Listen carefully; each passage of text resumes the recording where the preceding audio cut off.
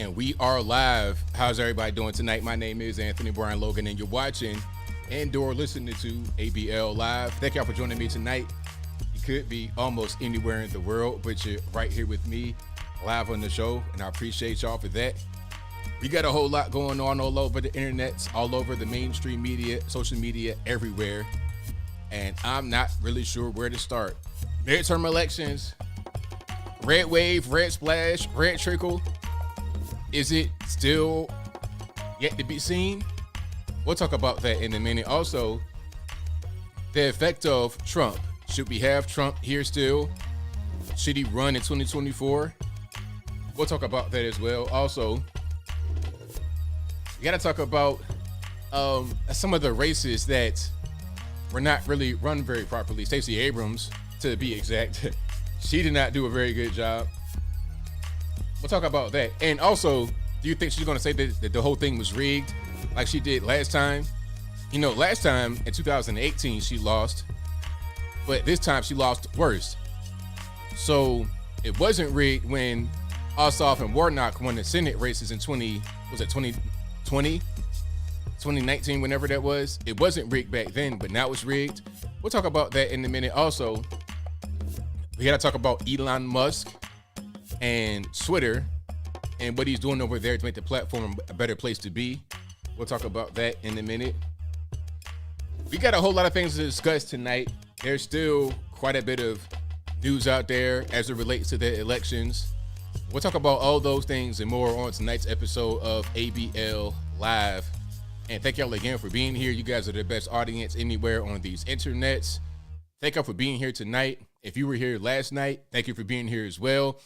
I'm surprised I still got my voice, really, because I was going for some hours. So thank y'all for being here. I could not do this without you, and I mean that from the bottom of my heart. So there's going to be a lot of controversy surrounding Trump and DeSantis and whatnot. Trump is already attacking DeSantis. But how can you attack the most popular governor in the country? How? The most popular governor who's also in the GOP. And truthfully, reality is DeSantis is the most popular person in the GOP, in my opinion, maybe beyond Trump. Now, don't get it twisted. If Trump was to run and he was the nominee, I'd vote for him. But I think that there's better choices out there. When Trump became the president in 2016, it was needed. It was most certainly needed. He had to be. He was a creation of the establishment GOP getting too comfortable, fat and lazy, of the Democrats not doing a good job during Barack Obama's presidency. He was inevitable. But when 2020 did not go the right way, things changed. When 2020 happened, before 2020, I say 2018, things changed. And now we're getting into 2024 in the next term. Things are going to be different. Society is different. The world is different. So do we do the same things we did 8 years ago? Wanting the same thing to be the result?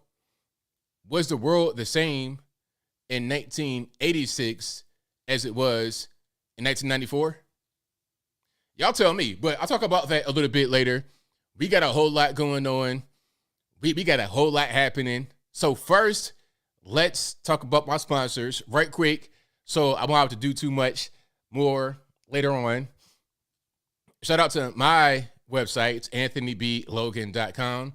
That is ANTHONY, the letter B, LOGAN.com. If you go to the website, you're able to find all sources for whatever I post. So if I put a video out, it's me talking on it, I'll write an article for it, and then I'll cite my sources. That's always on the front page of the website. If you go to the contact page, anthonyblogan.com/contact, you can find my email address, my snail mail address, and all that good stuff right there. Again, go to anthonyblogan.com. Also, go to ablmerch.com. We got hats, t-shirts, stickers, hoodies, mugs, and more right there on the website, ablmerch.com. We got patriotpost.us, the best source of news and information anywhere on these internets. That will also be a link in the description box. And we also have bhedesigns.com. They make the beautiful handmade wooden flags that are right behind me. All those links will be in the description. This is also a podcast you're listening to right now. It'll be available on your favorite audio streaming platforms for free without the video part if you don't want that. So we'll be on Apple Play, Apple iTunes, Google Play, Spotify, Stitcher, Anchor, etc. That link will always be in the description, or you can go to your favorite audio streaming platform and search ABL Live. I should pop right on up. So, yeah, we got a lot to discuss. I kind of want to jump straight into it. Let's jump straight into Trump. Let's jump straight into it. If you need some time to come in, I understand. I get it. I totally empathize with you. But we got to go ahead and get rocking with Trump. Now, you guys know that there was, hold on, matter of fact, there's a lot. I got some stuff to show you guys, but before I get too ahead of myself, we know there was a rally in Dayton, Ohio that Trump attended to help J.D. Vance get over the top. J.D. Vance did win, but it should have been a much wider margin. Ohio, a conservative, popular guy, an author, hillbilly elegy, or whatever that was, like, it should have been a wider margin of victory. It shouldn't have been a very close race, although it was for a long time. But anyway, he's out there in Ohio helping J.D. Vance. And during this rally, he basically announces that he's going to run without directly announcing it. Let me go ahead and put that on the screen in just one moment. All right, just 1 second here. And give me a like on the video while I'm finding that video.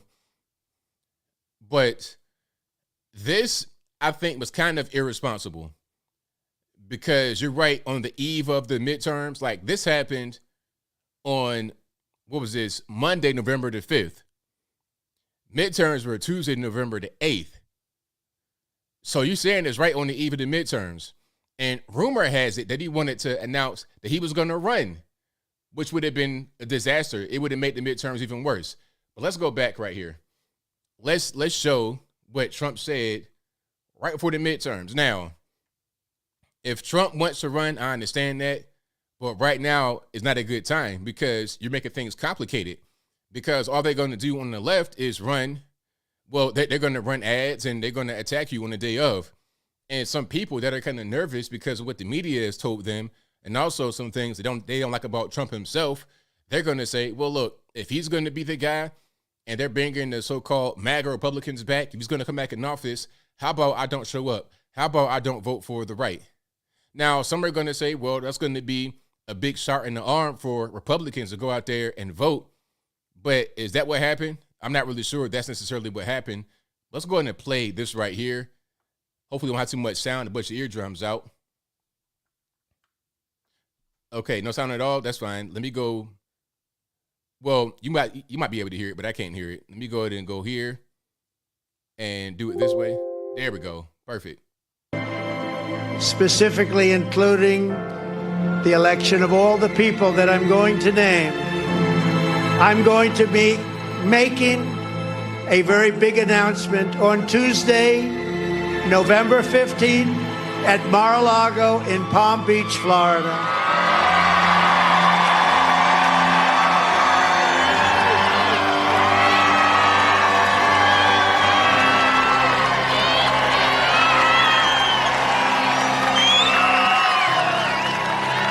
So the rumor was he was going to announce right there. But rather than doing that, he just said, okay, I'll just tease the announcement for next week so I won't be a distraction. It's like, man, come on. Why would you do that? Now, if Trump runs, like I said, if he gets a nomination, I'd vote for him. Whoever gets a nomination on the Republican side, I'm voting for him. I'm not going to vote against him. But I know that that's going to be very difficult for him to win. People were talking about voter fraud and whatnot from last time. Some of that could have been going on, but I don't think it was enough to make Trump lose. I think Trump just lost. And some of the races that could have been questionable shouldn't have really made a difference. He should have been able to win by a wide margin. Look at how well he did. He did very good. Like, the policies were perfect, but it was him that was not perfect, unfortunately. And it was the media pouncing on top of him, plus the establishment. It's just too much. So then you got to ask yourself, does this make sense to vote for this man or to have him be the nominee, knowing how much baggage he has? Now, check it out. Ron DeSantis is the obvious pick right here to become the next president. If Ron DeSantis wins, it's impossible to beat him. Impossible to beat him. Nobody's going to beat DeSantis. Curb stomped Charlie Crist in Florida last night. Curb stomped him. He won Miami-Dade County. Ron DeSantis, I think, lost Miami-Dade by 20 points when he first ran. In fact, was it 2018? He almost lost against Andrew Gillum. Remember Andrew Gillum, the dope fiend, the down low brother? Got caught in the hotel room with the boys, with the white guys. Black guy, blackity black, but gets caught in the hotel room with two big bodybuilding white guys shooting up drugs and everything else while his wife and kids at the house don't know what's going on. He almost lost to that guy. Now, I'm going to give Trump his flowers. I think having Trump, like I said, and I said it on Twitter, I'll be forever grateful for what Trump has done for this country. Without Trump, a lot of what's going on right now could not go on. But the problem is the things that makes Trump, the things that make Trump great also make him a liability. They also make him bad. They also make him toxic. If it's me, and just my personal opinion, I'd vote for Trump. But I know how normies are. I know how they operate. I just know how they operate. This is why Herschel Walker did not win last night. He might win the runoff on December the 6th, but he didn't win last night. Why? Because people said, you know what? His character's kind of questionable. He has a Trump endorsement, but I don't know about him. And I don't know about Trump. They're two peas in the pie. I don't really know about that. Brian Kemp did not have support from Trump. Trump was a critic of Brian Kemp, but Brian Kemp curb stomped Stacey Abrams. And as a matter of fact, Brian Kemp beat Stacey Abrams worse or by a wider margin this time than he did the first time. So it's like, do you really actually need him, Trump, to win? I'm not sure you do. He was needed back in 2016, and what he did for us, I will always be indebted to him in my heart.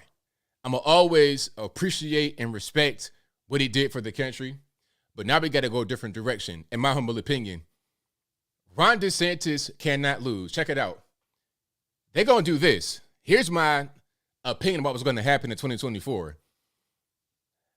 I did not say one bad thing about Herschel Walker. I just said that people, according to what you just saw out there in the polls, saw Herschel Walker and said, you know what, his character is flawed.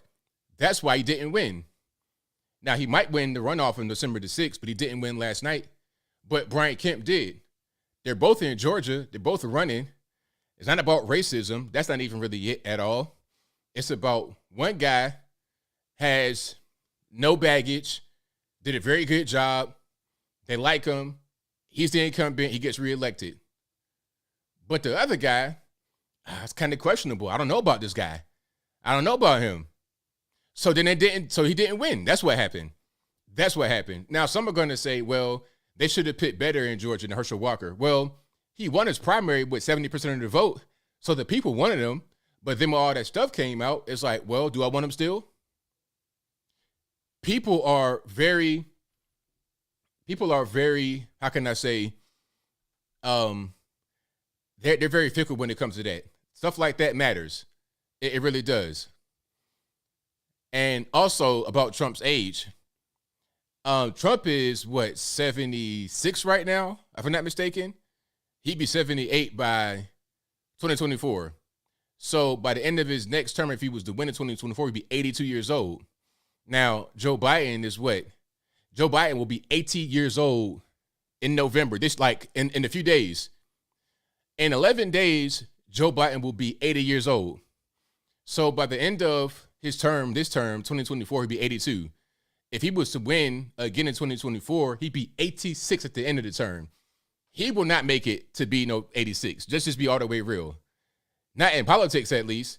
I mean, I don't care. There's no amount of adrenochrome or nothing like that they could pump into this man, or vitamin this, vitamin that. They can't pump that much into him to make him last. So what's going to happen? Here's my prediction for 2024. You're going to have Gavin Newsom and Mandela Barnes. Now, and I'm telling you this right now, Mandela Barnes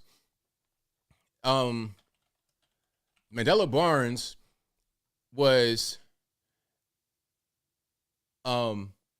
trying to defeat Ron Johnson in Wisconsin for the Senate. Okay, and it was close. It was very close. Look at this right here. I'm gonna put it on the screen. Now, Ron Johnson got 50.5% of the vote, and Mandela Barnes got 49.5% of the vote.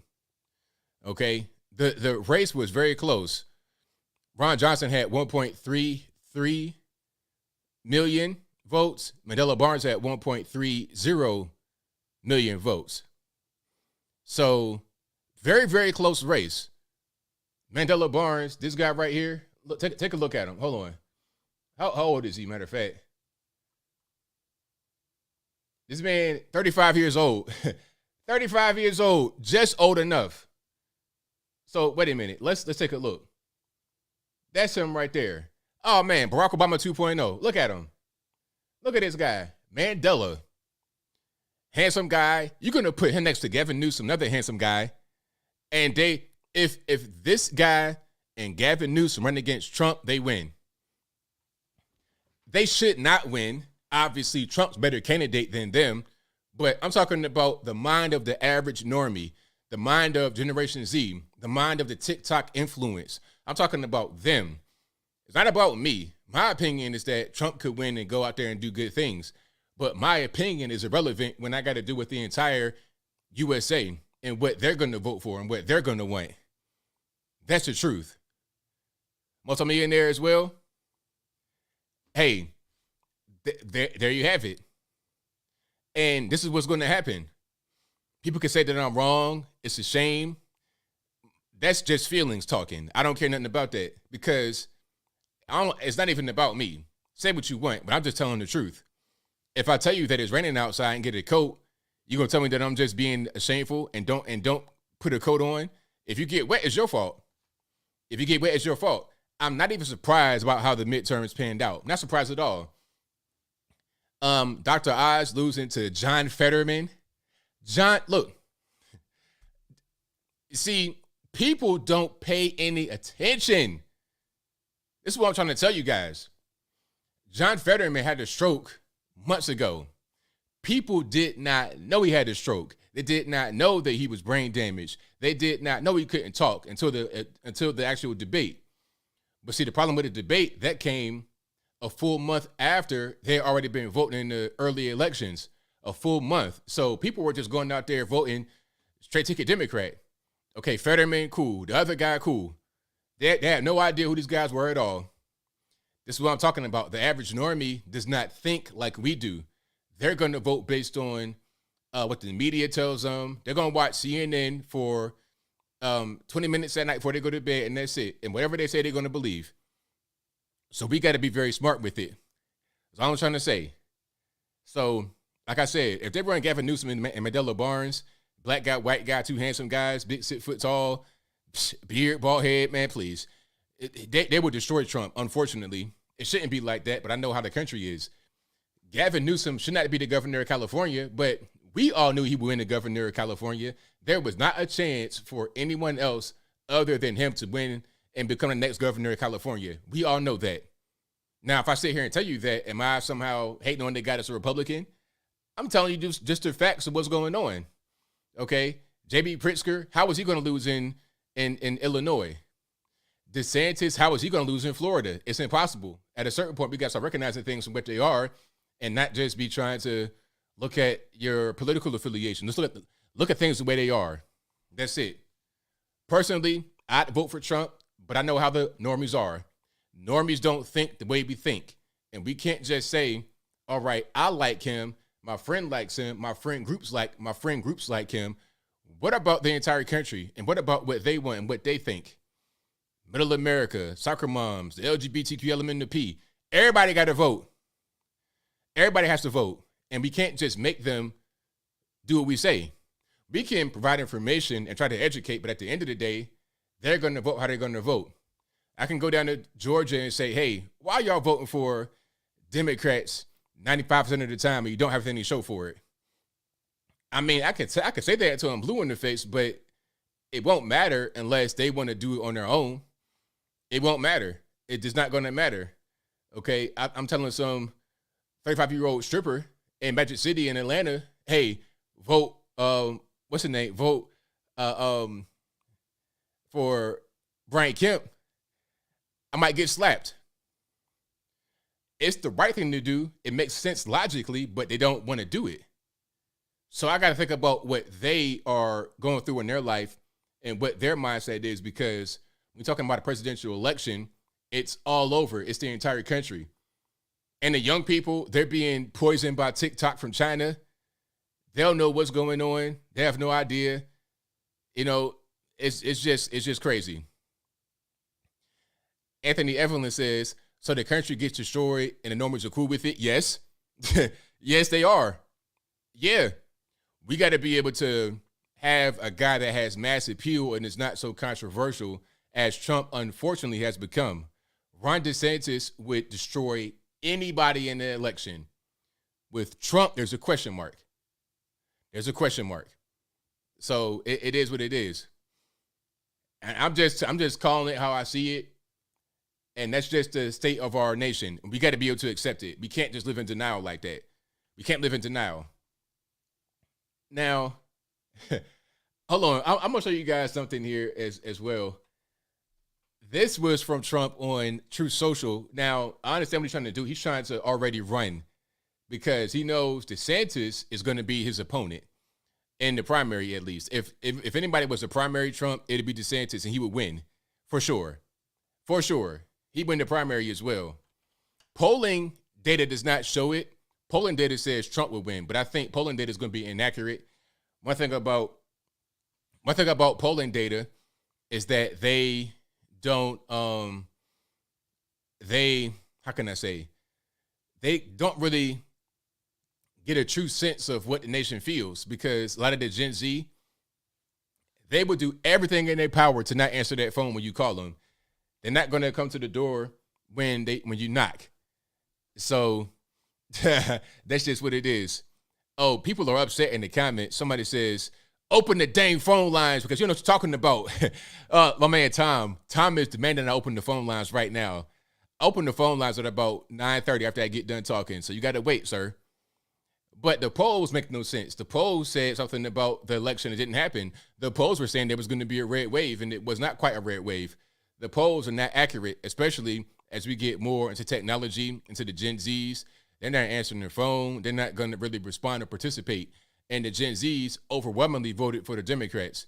The 18 to 29, that era, Democrats overwhelmingly. My age in the 30s and 40s, they voted more for Republicans. And once you get older, it's more Republican. And that's just the numbers that I have in front of me. So you got to be able to understand what the young people are talking about, what they're going through, and you got to be able to carry a message to them. You got to do it.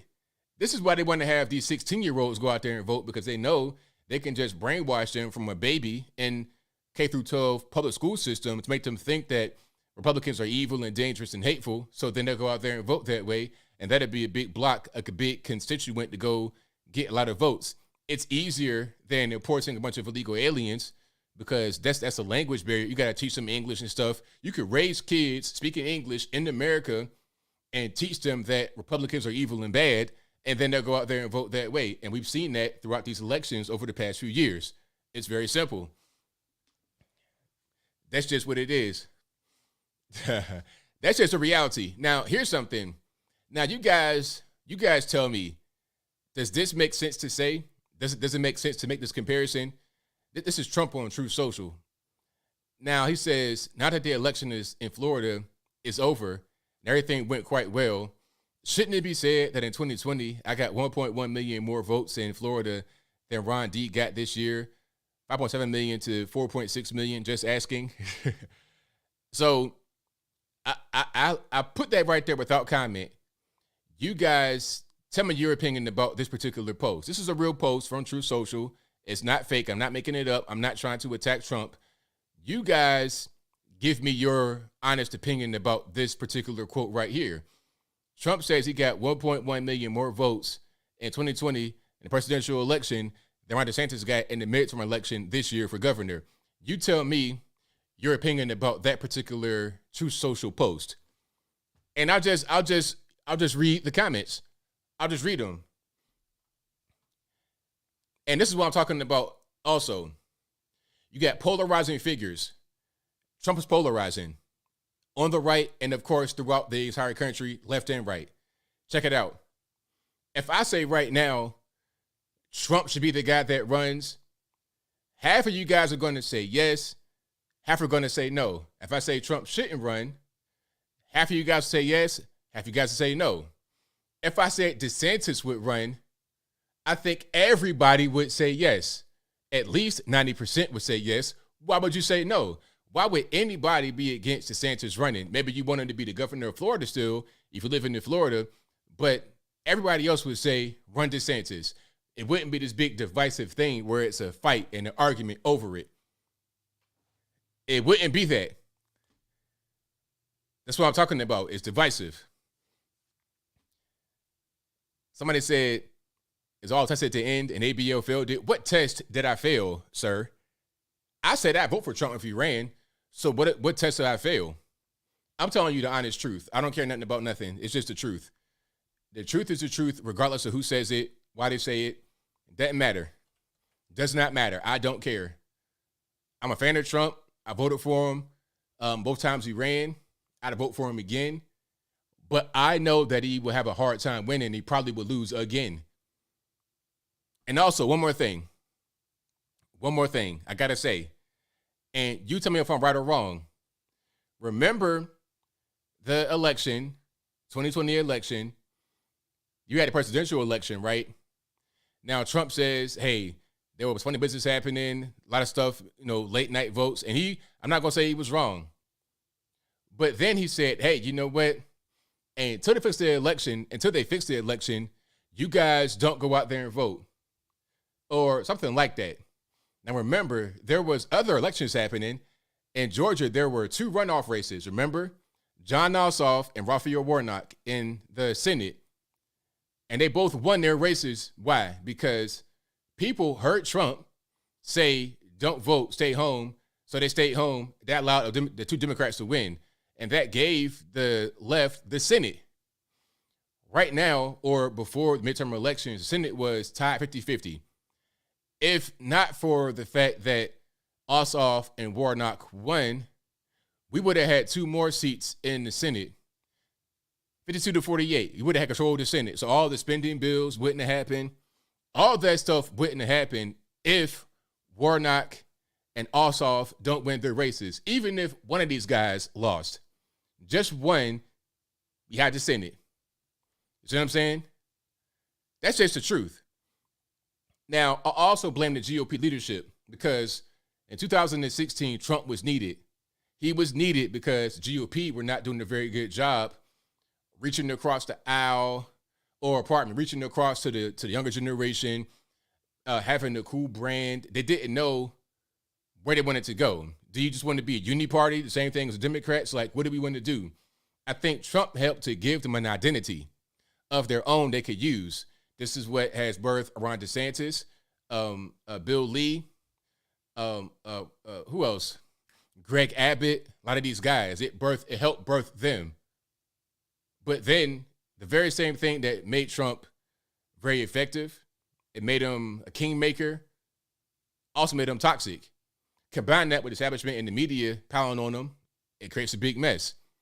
So now the guy that should run, the guy that will be able to run and win will be Ron DeSantis, and everybody knows it. Why not fight it? I mean, why fight it? Why fight that? Why fight that truth? And there's the age thing here as well. How old is Ron DeSantis? Ron DeSantis is 44 years old. He just turned 44 in September. A young man. He could be in politics in DC, whatever, for a very long time. He'll do 2 terms, no problem. 44 years old. He'll be 46 in 2024. 46, that's all. A baby compared to these fossils in DC. Joe Biden, 80 years old.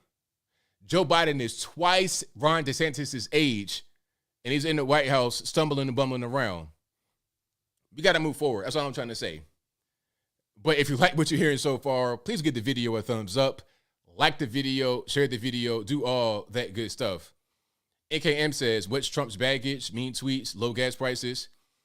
I mean, you and I both agree that Trump did very well and he had good policies. Don't misunderstand that. The baggage is what people say is a baggage. January 6th, do I believe it was that bad of a thing? No, I don't. But what I think and what you think don't matter to those who are going to vote differently than you and I. It doesn't matter what I think when people they really believe in that. There's so much hatred towards him, so much negativity towards him. And then you do things like attacking Ron DeSantis. It's so much negativity, hatred, and divisiveness that is sometimes his fault and sometimes not his fault. It all blends together. You have a toxic person, unfortunately. I wish it was not that way, but it is that way. It is that way. Point blank, period.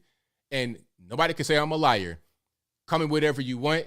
You can say I failed the test. You can say I'm a coward. You can say I'm a turncoat. But what you can't call me is what? You cannot call me a liar. I dare you to call me a liar. You can't. Because what I'm saying right now is the truth. It's the truth. And it's unfortunate. I wish it wasn't that way. But we saw what happened. The midterm election should have been a runaway red wave. Runaway. Look at the state of the country. Look at what Joe Biden's doing. Look what Democrats are doing. Drag queen story time. I mean, all that kind of stuff. Abortion was not even really, that was the issue, but not really. Not really. We got to move forward and think about how to do things differently. Somebody said it was a red warning, not a red wave. It was a red warning. Right? That's just what that is. All right. So it is what it is. Okay, hold on. 6.2 Hemi Power says Dan Cox's campaign in urban areas was a disaster. He won 15 counties and lost by almost 65% of the total population vote. Yikes. Yikes. Good grief. Okay, hold on. Sleeping Earthlings. I'm going to read this comment right here. Then I'm going to get to some more. I'm going to get to some data points right quick. But Sleeping Earthling says Bush, Gore, Bush, Kerry, Obama, McCain, Obama, Romney, Jeb Bush, Hillary Clinton, establishment always have their 2 running. Now they're pushing DeSantis. You all are blind. They hate Trump and Paul. What are you talking about, Rand Paul? I mean, the thing is, you have to understand, you got to win. It's not, you can't just say, let's put Trump out there and make him win. Let's select Trump to be the president. He has to win. He has to win the entire nation. This is what I'm trying to get people to understand. If it was up to me, I would say, yeah, put Trump in there. But it's not up to me. I have my vote, and so does the entire country. They have their vote. You're dealing with the LGBTs, the blacks, the Latinos, the women, the far lefties, the drag queen story time. All these guys have the ability to vote. They all have the ability to vote. So why would you pick someone who you know in your heart of hearts will have a very hard time winning? And they probably won't win. Not only will they not win, they will make other races not succeed when they normally would succeed. That's what I'm trying to say. And it pains me to say it, but I got to say it. I got to be right. Halliburton for Life says, I agree that Texas has a better chance. The media has brainwashed the people, painting Trump as a villain, and this new gen believes a lie. Exactly. Exactly my point. 100% my point. I mean, people don't even know why they don't like Trump. You know, if I have, I've had, MAGA hats and stuff like that, and it's automatically a reaction. Automatically. A negative reaction. You have no idea what Trump's policies are, but you recognize that hat. That's why Biden was saying MAGA Republicans. And over and over and over again, they programming you this way. It was a strategy. It's simple.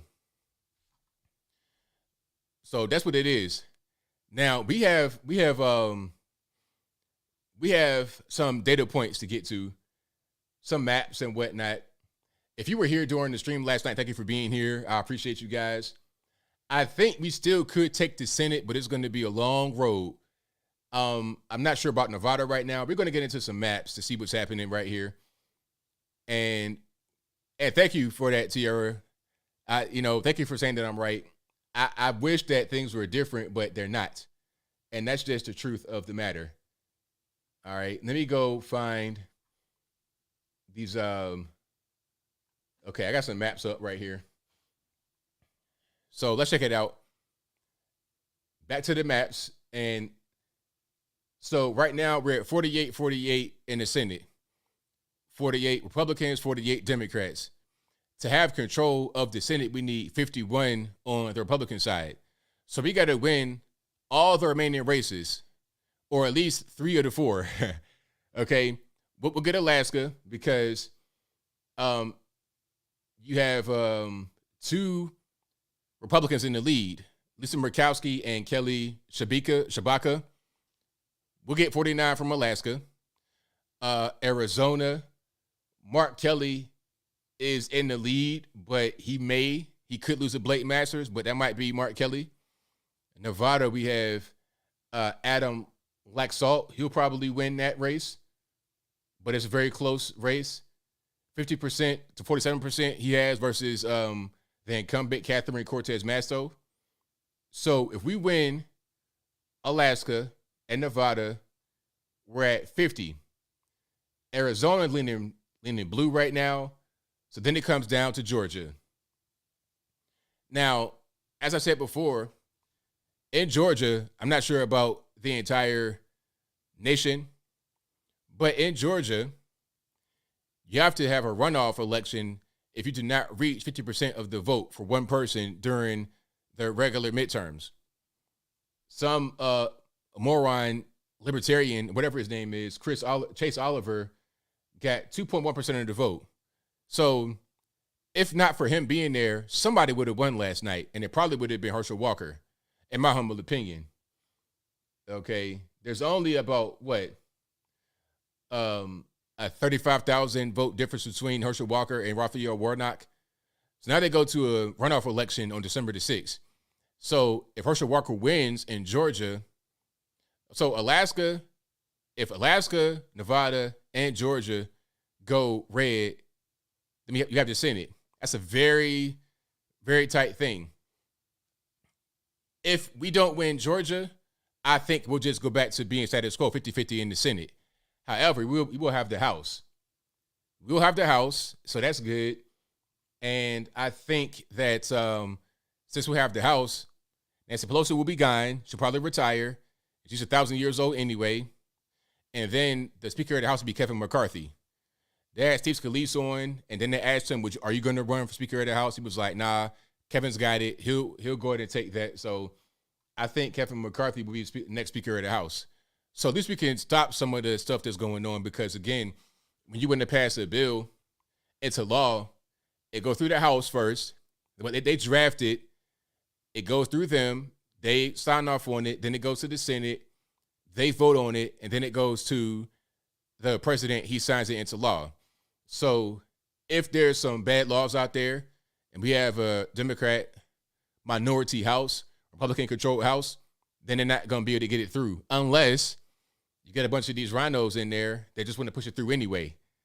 This is why having a slim lead in the House is not necessarily a good thing because you got to get everybody on board and you may not be able to do that. Okay, and that's the problem. So, there we go. Let's look at the House. So right now we're at 207 in the House. And we got to have at least 218. We'll probably get 219 to 225 in the House, which is a very slim margin. Like I said, that's a very slim margin, and that might be an issue. That might be an issue when you're trying to actually get things passed or stop things from being passed. You want to have a wider margin to be able to play with. So we'll see. We'll see. Herschel Walker has Okay, Herschel Walker, like I was saying just now, Herschel Walker and Raphael Warnock are going to go to a runoff election. So neither Herschel Walker or Warnock have won yet. There'll be another election in Georgia with just them two and not that libertarian buffoon. That'll be on December the 6th. So you'll find out what that result is going to be in December for Georgia's Senate. You will not know anytime soon. It'll be about a month from now when we find out, and that's just the truth. And Arizona, let's look at Kari Lake right quick. So Katie Hobbs is leading, but only about 18,000 votes. Okay, only about 18,000 votes with about 2/3 of the votes in. So this could go to Kari Lake. She could win Arizona.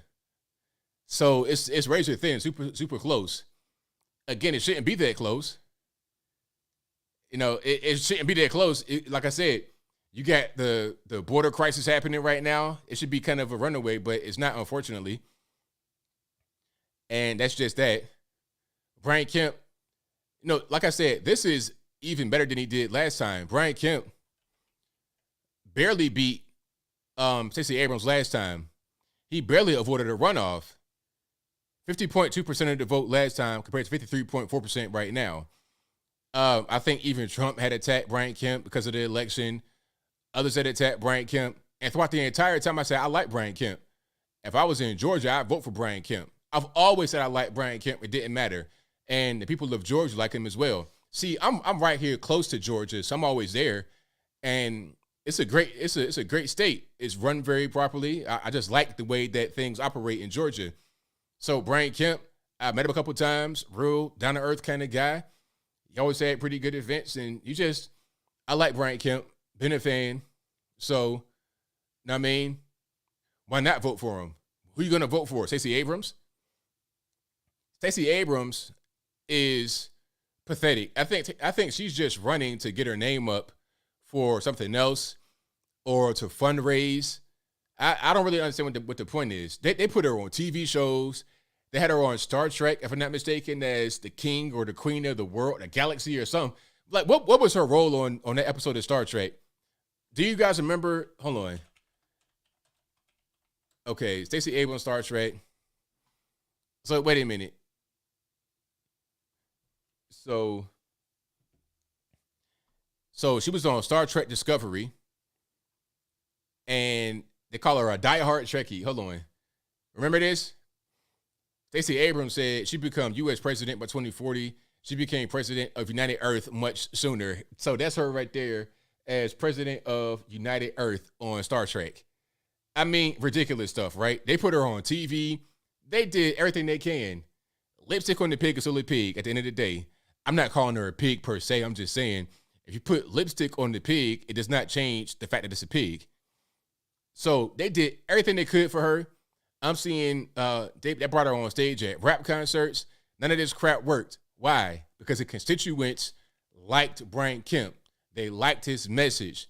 Brian Kemp went down to King Randall School I think it's in Albany, Georgia, the school for boys, extra boys. He has a school where he brings in troubled young black men and gets them educated about how to do life skills and things of that nature. You know, working with their hands, woodworking, mechanic type stuff, all of that. He went down to that school and paid them a visit. You see what I'm saying? He's doing things people actually like. A lot of black folks in Georgia like Brian Kemp. They do not like Stacey Abrams. They see her as kind of an outsider, incompetent, unhealthy. They don't like her. So it is what it is. That's why she lost.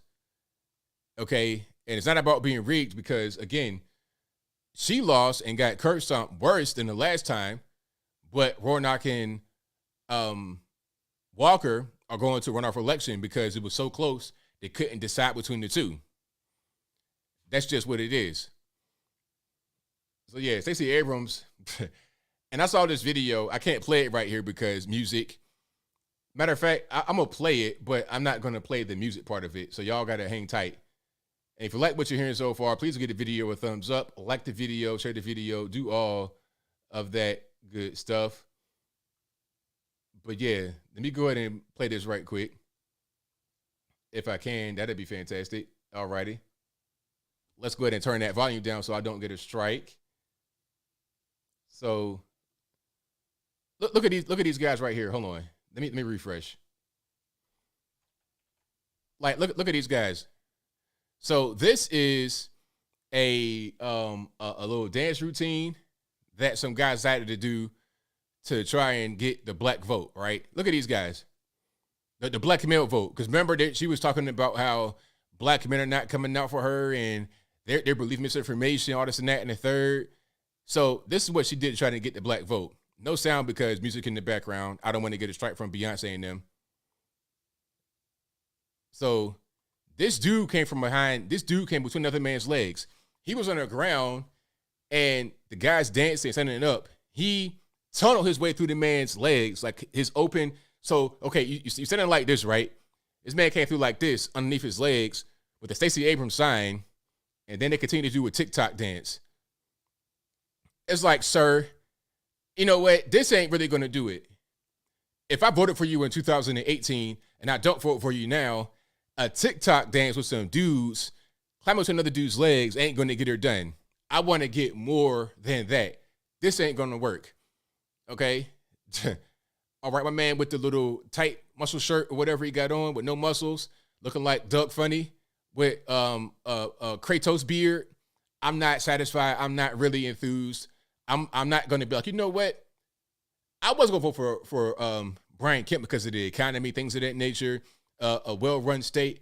I was going to do that, but you know what? Rather than vote for Brian Kemp, I'm going to vote for Stacey Abrams because she's got these dancing dudes with this funny body and the funny beard and the funny cargo shorts and this funny cow print T-shirt and funny hairline dancing with a Stacey Abrams sign. You understand what I'm saying? Like, that ain't going to do it for me. So that's why she lost and got curb stomped. Worse than she did last time. And at a certain point, it's like, why do you even keep running? Why do you keep running at all? It's so silly. Trying to raise money, you trying to get your name out there. What's happening?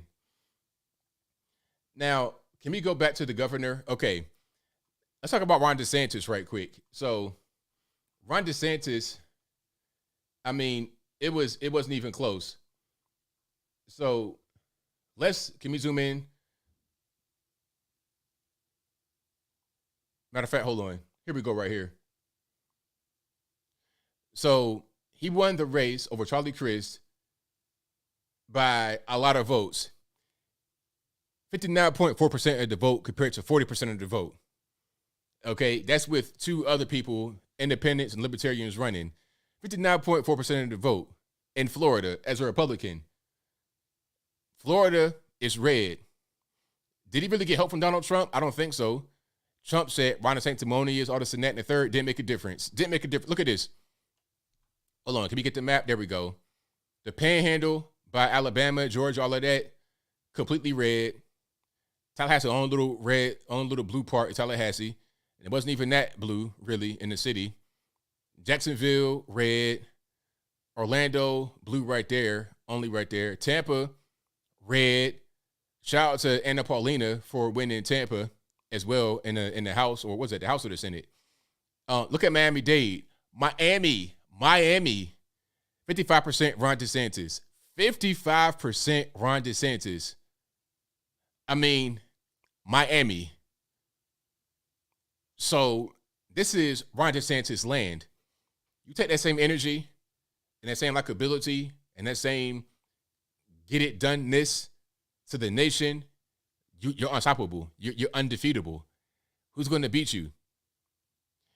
DeSantis lost Miami by 20 points in 2018.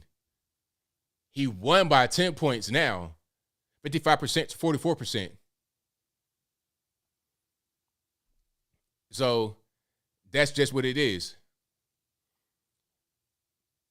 I mean, handedly won.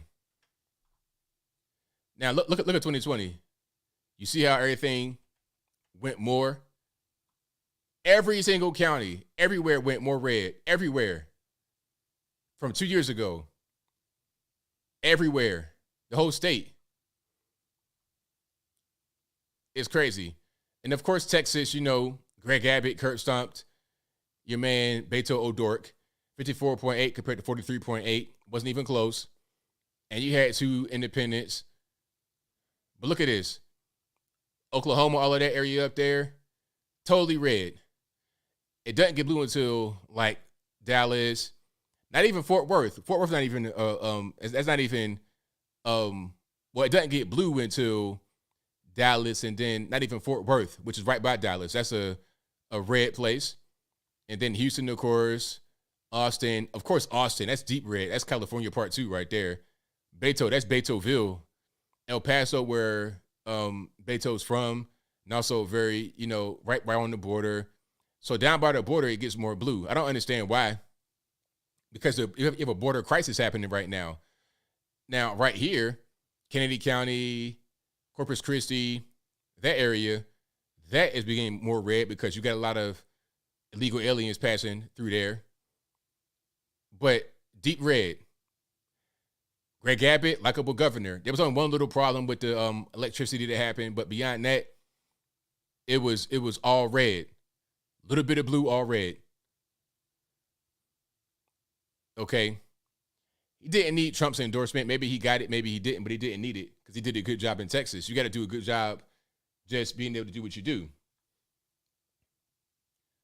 All right. So we got a lot more to talk about. A lot more states. Yeah, Austin, of course. Austin, you know about Austin, Texas. That's a bunch of Californians coming out there.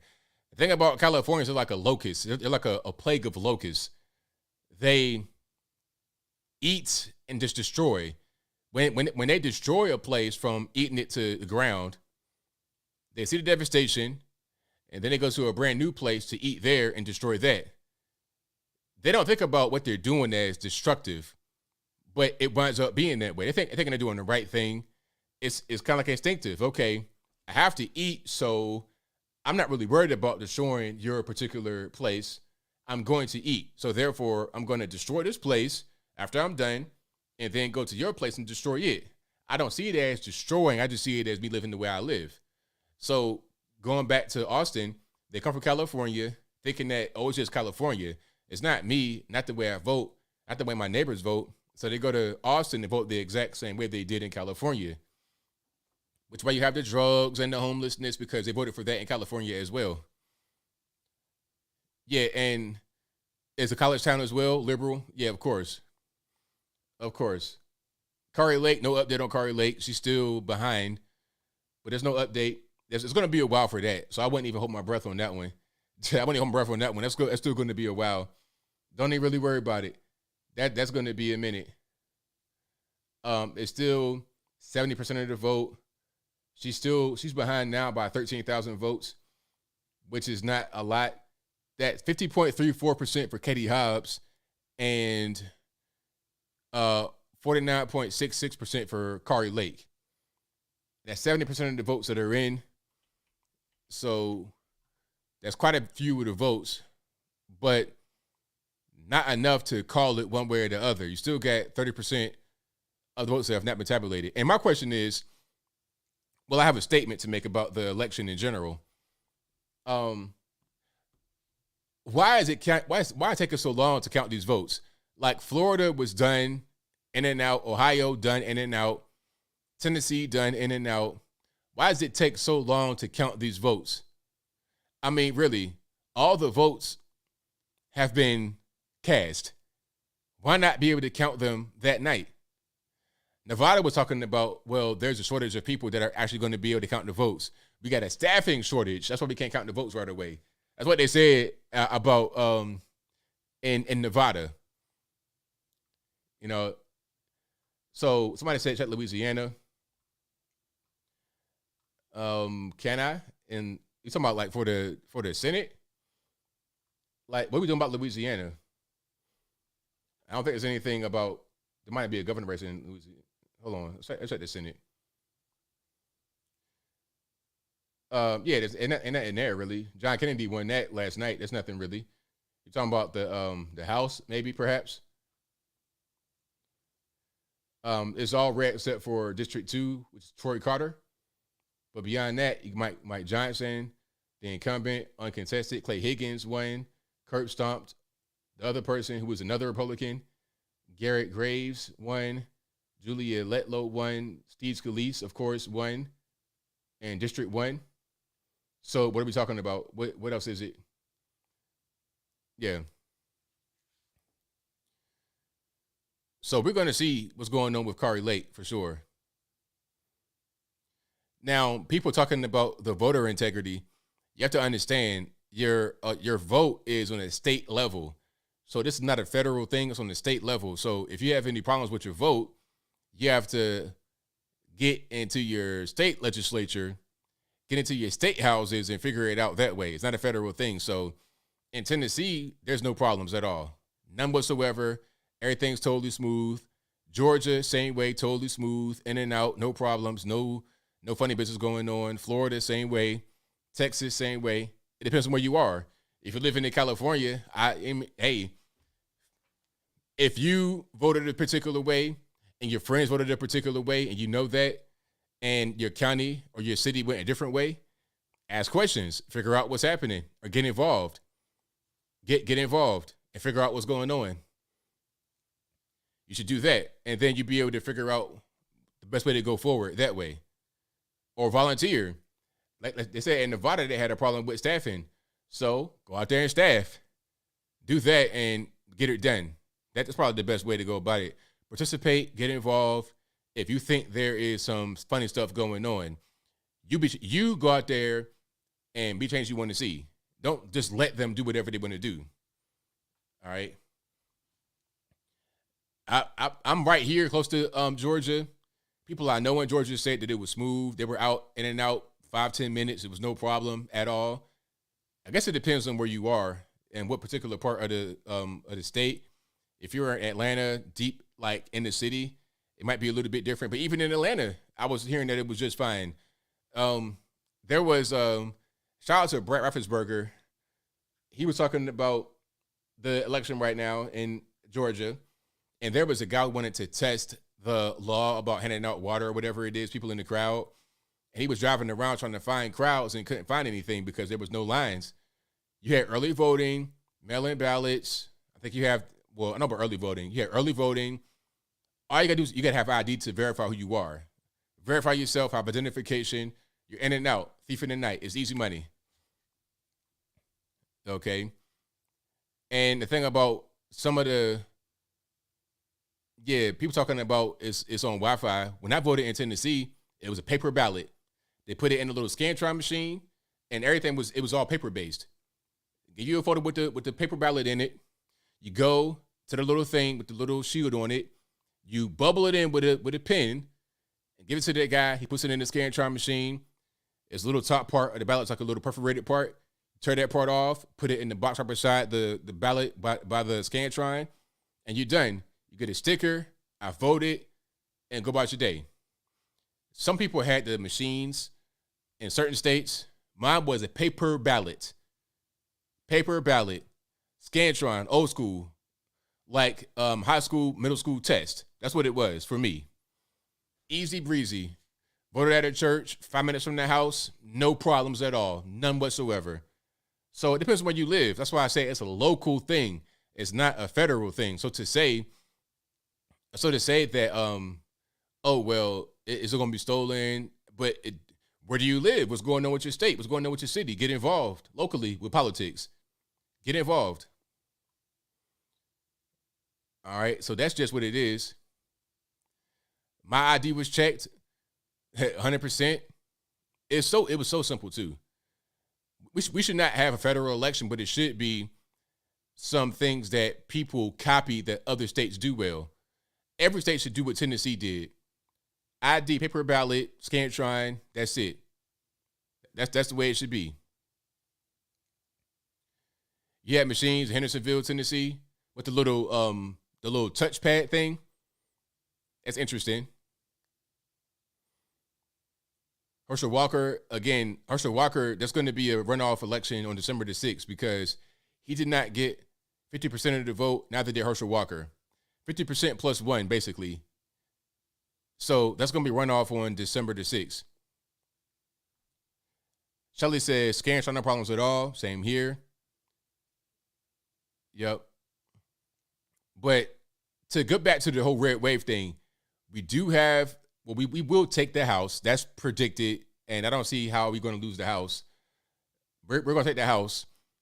But the Senate is up in the air. Once Nevada calls, if Nevada calls and it's red, then at that point we wait on Georgia for the runoff election. If Nevada goes red, the Georgia election is going to be a nut house. The ads, the spending is going to be crazy. Millions upon millions will be spent on this. Millions upon millions will be spent on the runoff election. They spent millions on the first one. They'll spend even more on this next one because it'll change the whole country, the entire country, not just for Georgia, but the whole country, because the Senate, they go to D.C. and vote on federal legislation. So if we have the House and the Senate, we can control what goes on. And they got to work with us on the left to get things cracking. Joe Biden can have the power to veto. He can refuse to sign things. But at the end of the day, if we say, all right, here's our thing we want to have. We do want this. We want to get certain things done. We can stonewall stuff. We could do whatever we want to a certain extent because you got Joe Biden as a president. He could say, no, I don't want to do that. But at the same time, he can't make us do things we don't want to do if we have power in the House and the Senate. The House, having the House is good. We're able to not have certain laws drafted that we don't want to have drafted because it won't get past a vote in the House. But at the same time, if we had the Senate, then we can really just solidify that, really. Okay, now, Fetterman, that whole thing was a mess. This is what I'm talking about. Normies don't understand. Normies don't get it. Normies think that Fetterman shouldn't have won because he had a stroke and he's clearly not mentally right. What you're saying is correct. If you think that, you're right. Fetterman shouldn't have won because he had a stroke, he's not right, and he has bad policy. If you think that, you're correct. However, being right in this kind of context is irrelevant. Being right in this context is relevant. You got to be, well, I'll put it to you this way. Being right is relevant, but not that way. You understand what I'm saying? So let me explain. You got to think about what the entire country will do and be right that way. Predict that rather than just having your own personal opinion being factual in some kind of way. Your opinion is that Fetterman is not suited for the job. The fact is he had a stroke. That's a fact. We all know that. Here's two facts, or one fact plus like 1 + 1A fact. The first fact, Fetterman had a stroke earlier this year. The second part to that particular fact is that as a result of his stroke, he's not able to communicate properly. Those are facts. Your opinion is he can't really govern properly like that. I would agree with that opinion, and he probably can't really, because if you can't even communicate with people directly, how are you going to be able to understand what's going on with these laws and vote on them appropriately, right? However, your opinion may not be shared by everyone. Some are going to say, you know what, I'm going to vote Fetterman because he's a Democrat. They have no idea who this guy is at all. They go to vote and just fill it out, all blue. Or they might know who he is, but they didn't really hear him talk. They didn't hear the debate because they had early voting for a month before Fetterman had the debate with Dr. Oz. So people's first time sometime was seeing him at the debate, but by that time it was too late to change their vote. They already voted. So that's why he was leading a lot before the debate happened. And then when the debate happened, it narrowed because it's like, man, I can't vote for that guy. That guy's pretty much a vegetable on stage. And I ain't trying to make jokes. I'm just saying he does not look good. But that was after the fact. These normals don't care nothing about how you are really sometimes. Okay, you had a stroke. All right, are you okay? Cool. You want to run? All right, cool. I'll vote for you. Democrat, no problem. That's just what it is. So these normies are going to be the death of us at a certain point. Metaphorically speaking, of course. All right. So yeah, if you like what you're hearing so far, please give the video a thumbs up, like the video, share the video, do all that good stuff. Hey, Coco Dago, you're hilarious. Talking about Fetterman, well, can he ring in the bell no more Notre Dame? That's hilarious. Now, the question I have about Fetterman would be, is Fetterman going to have a hoodie on the Senate floor or a suit? Because whenever you see Fetterman, he has a hoodie on covering that neck up because he got some kind of something right here going on. I don't know what that is. Is it a tumor? Like, what's happening? So Fetterman, is he going to be in the suit, tie? What's going on? Is there a dress code in the Senate? Must you wear a suit and tie? How does that really operate? I'm not really sure.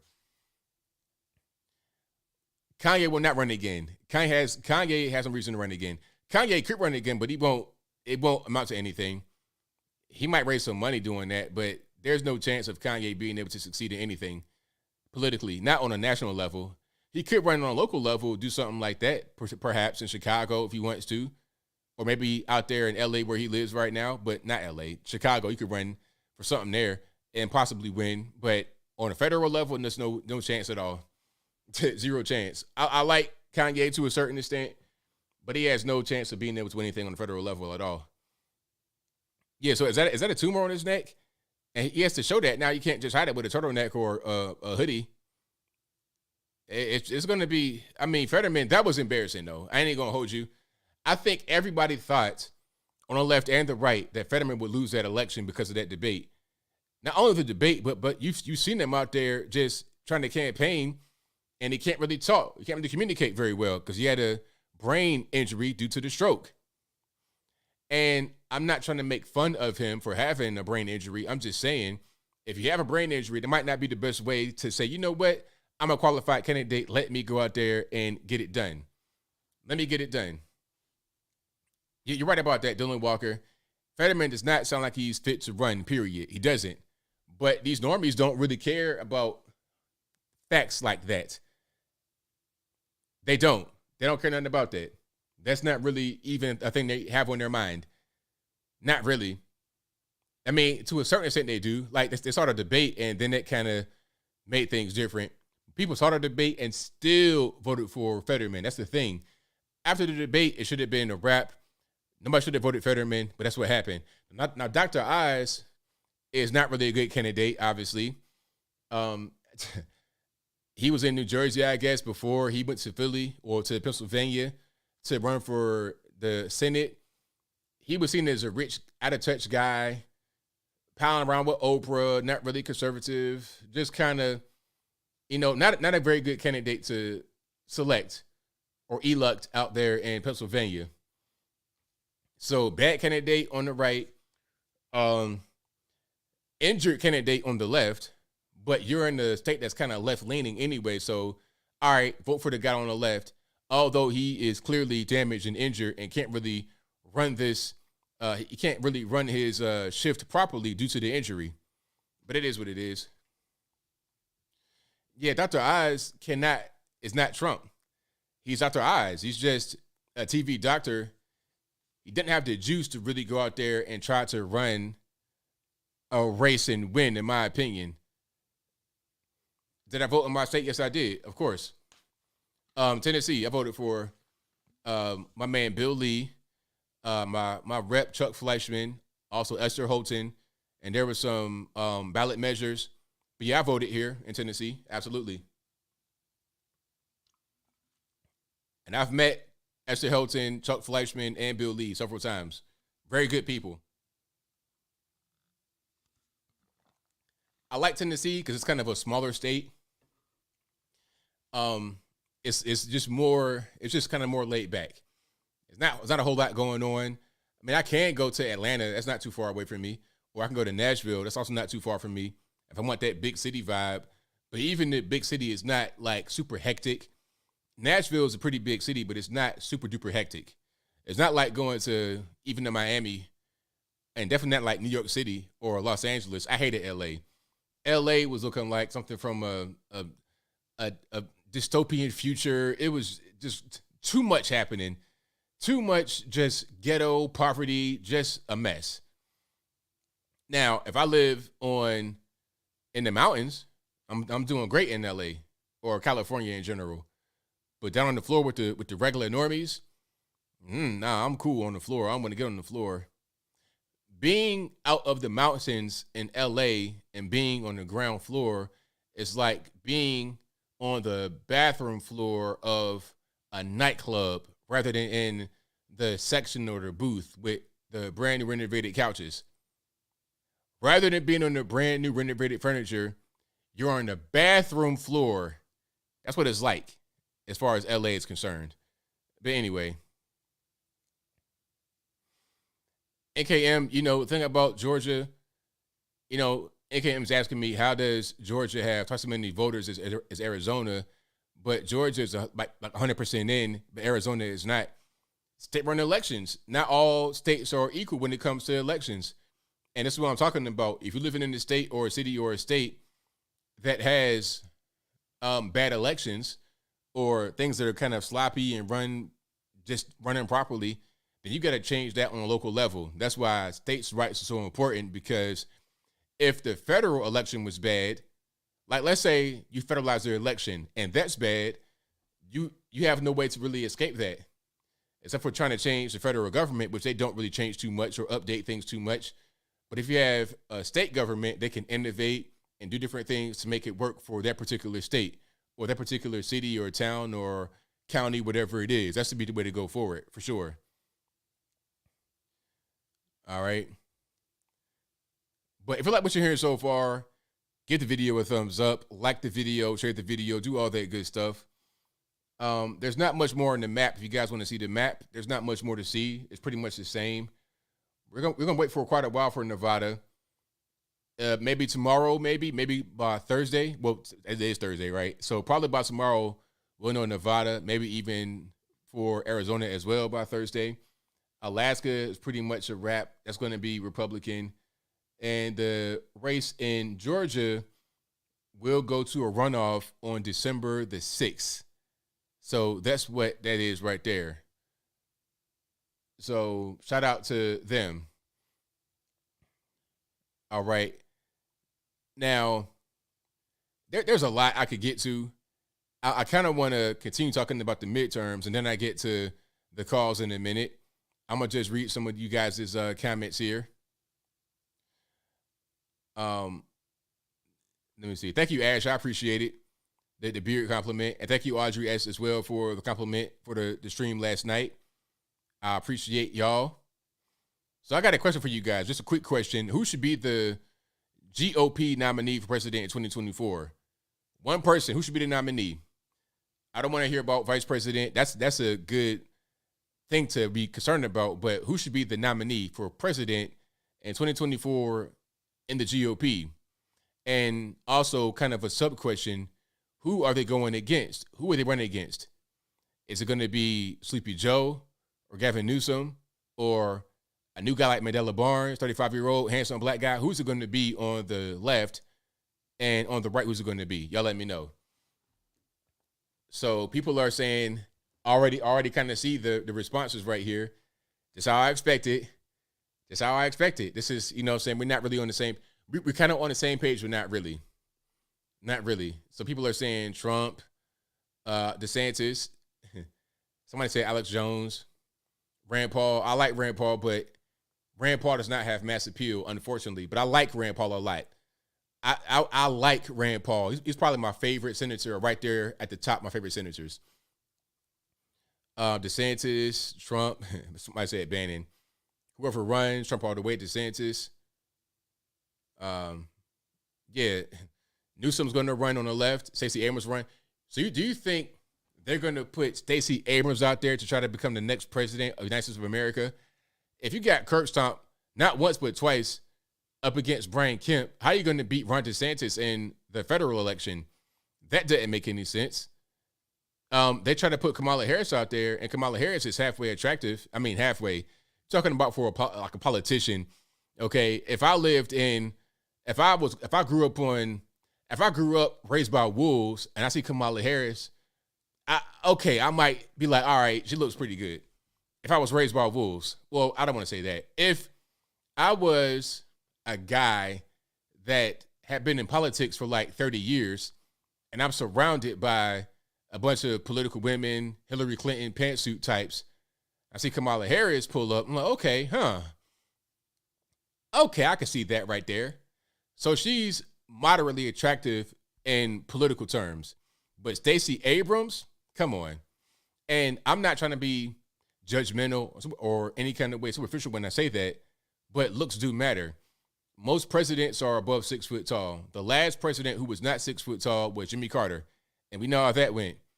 All the other presidents, they're at least 6 foot tall. Trump, 6'3", Obama, 6 foot, 6'1", Slick Willie, 6'2", HW, 6'1", 6'2". I think W was like 5'11", 6 foot. All the presidents are tall like that. That's just what it is. Same thing with the female president. If she's not attractive, it's going to be a problem. The same way if the president was 5'5", it would be a problem. Okay, just like when they showed when they tried to put Buttigieg out there. See, Democrats were trying to experiment in 2020 with the midterm. Well, not the midterms, with the general election. They were experimenting. They were putting a person of color out there, Kamala Harris. Then they put Cory Booker, a man of color. Then they put Buttigieg, an LGBT guy. It just didn't work because they don't have the hallmark features of somebody that should be in that particular position.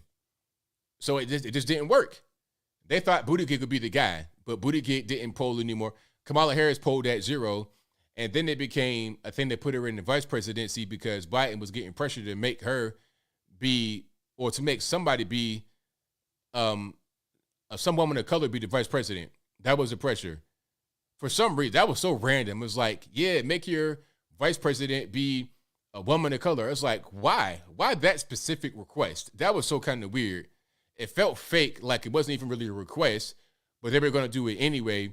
And it made it look like they were appeasing a request by the general public, but they probably put it out there themselves as an AstroTurf campaign and responded to it and then celebrated like they did something. It's like if I steal your phone from you, help you look for it, and then I pull it out of my own pocket and get it back to you, you thought I just helped you get your phone back, but in reality, I stole your phone from you and gave it back to you. That's kind of what they did with Kamala Harris, in my humble opinion. The cringiest thing I've ever seen in my life was Kamala Harris becoming the vice president. It was just for the racial component, and that was it. It was a mess. Somebody said Ivanka and Kristi Noem. You guys like her a lot, don't you? Kristi Noem. I'm not really familiar with her too much. DeSantis, Cruz. Somebody said Joe. Joe not going to be able to run. Joe's not going to be able to run at all. W's pretty tall. W taller than you. You 6'2". Well, hey, there you go. W. I didn't know W was that tall. I thought he was like 5'11", 6 foot. But hey, again, these guys are very tall.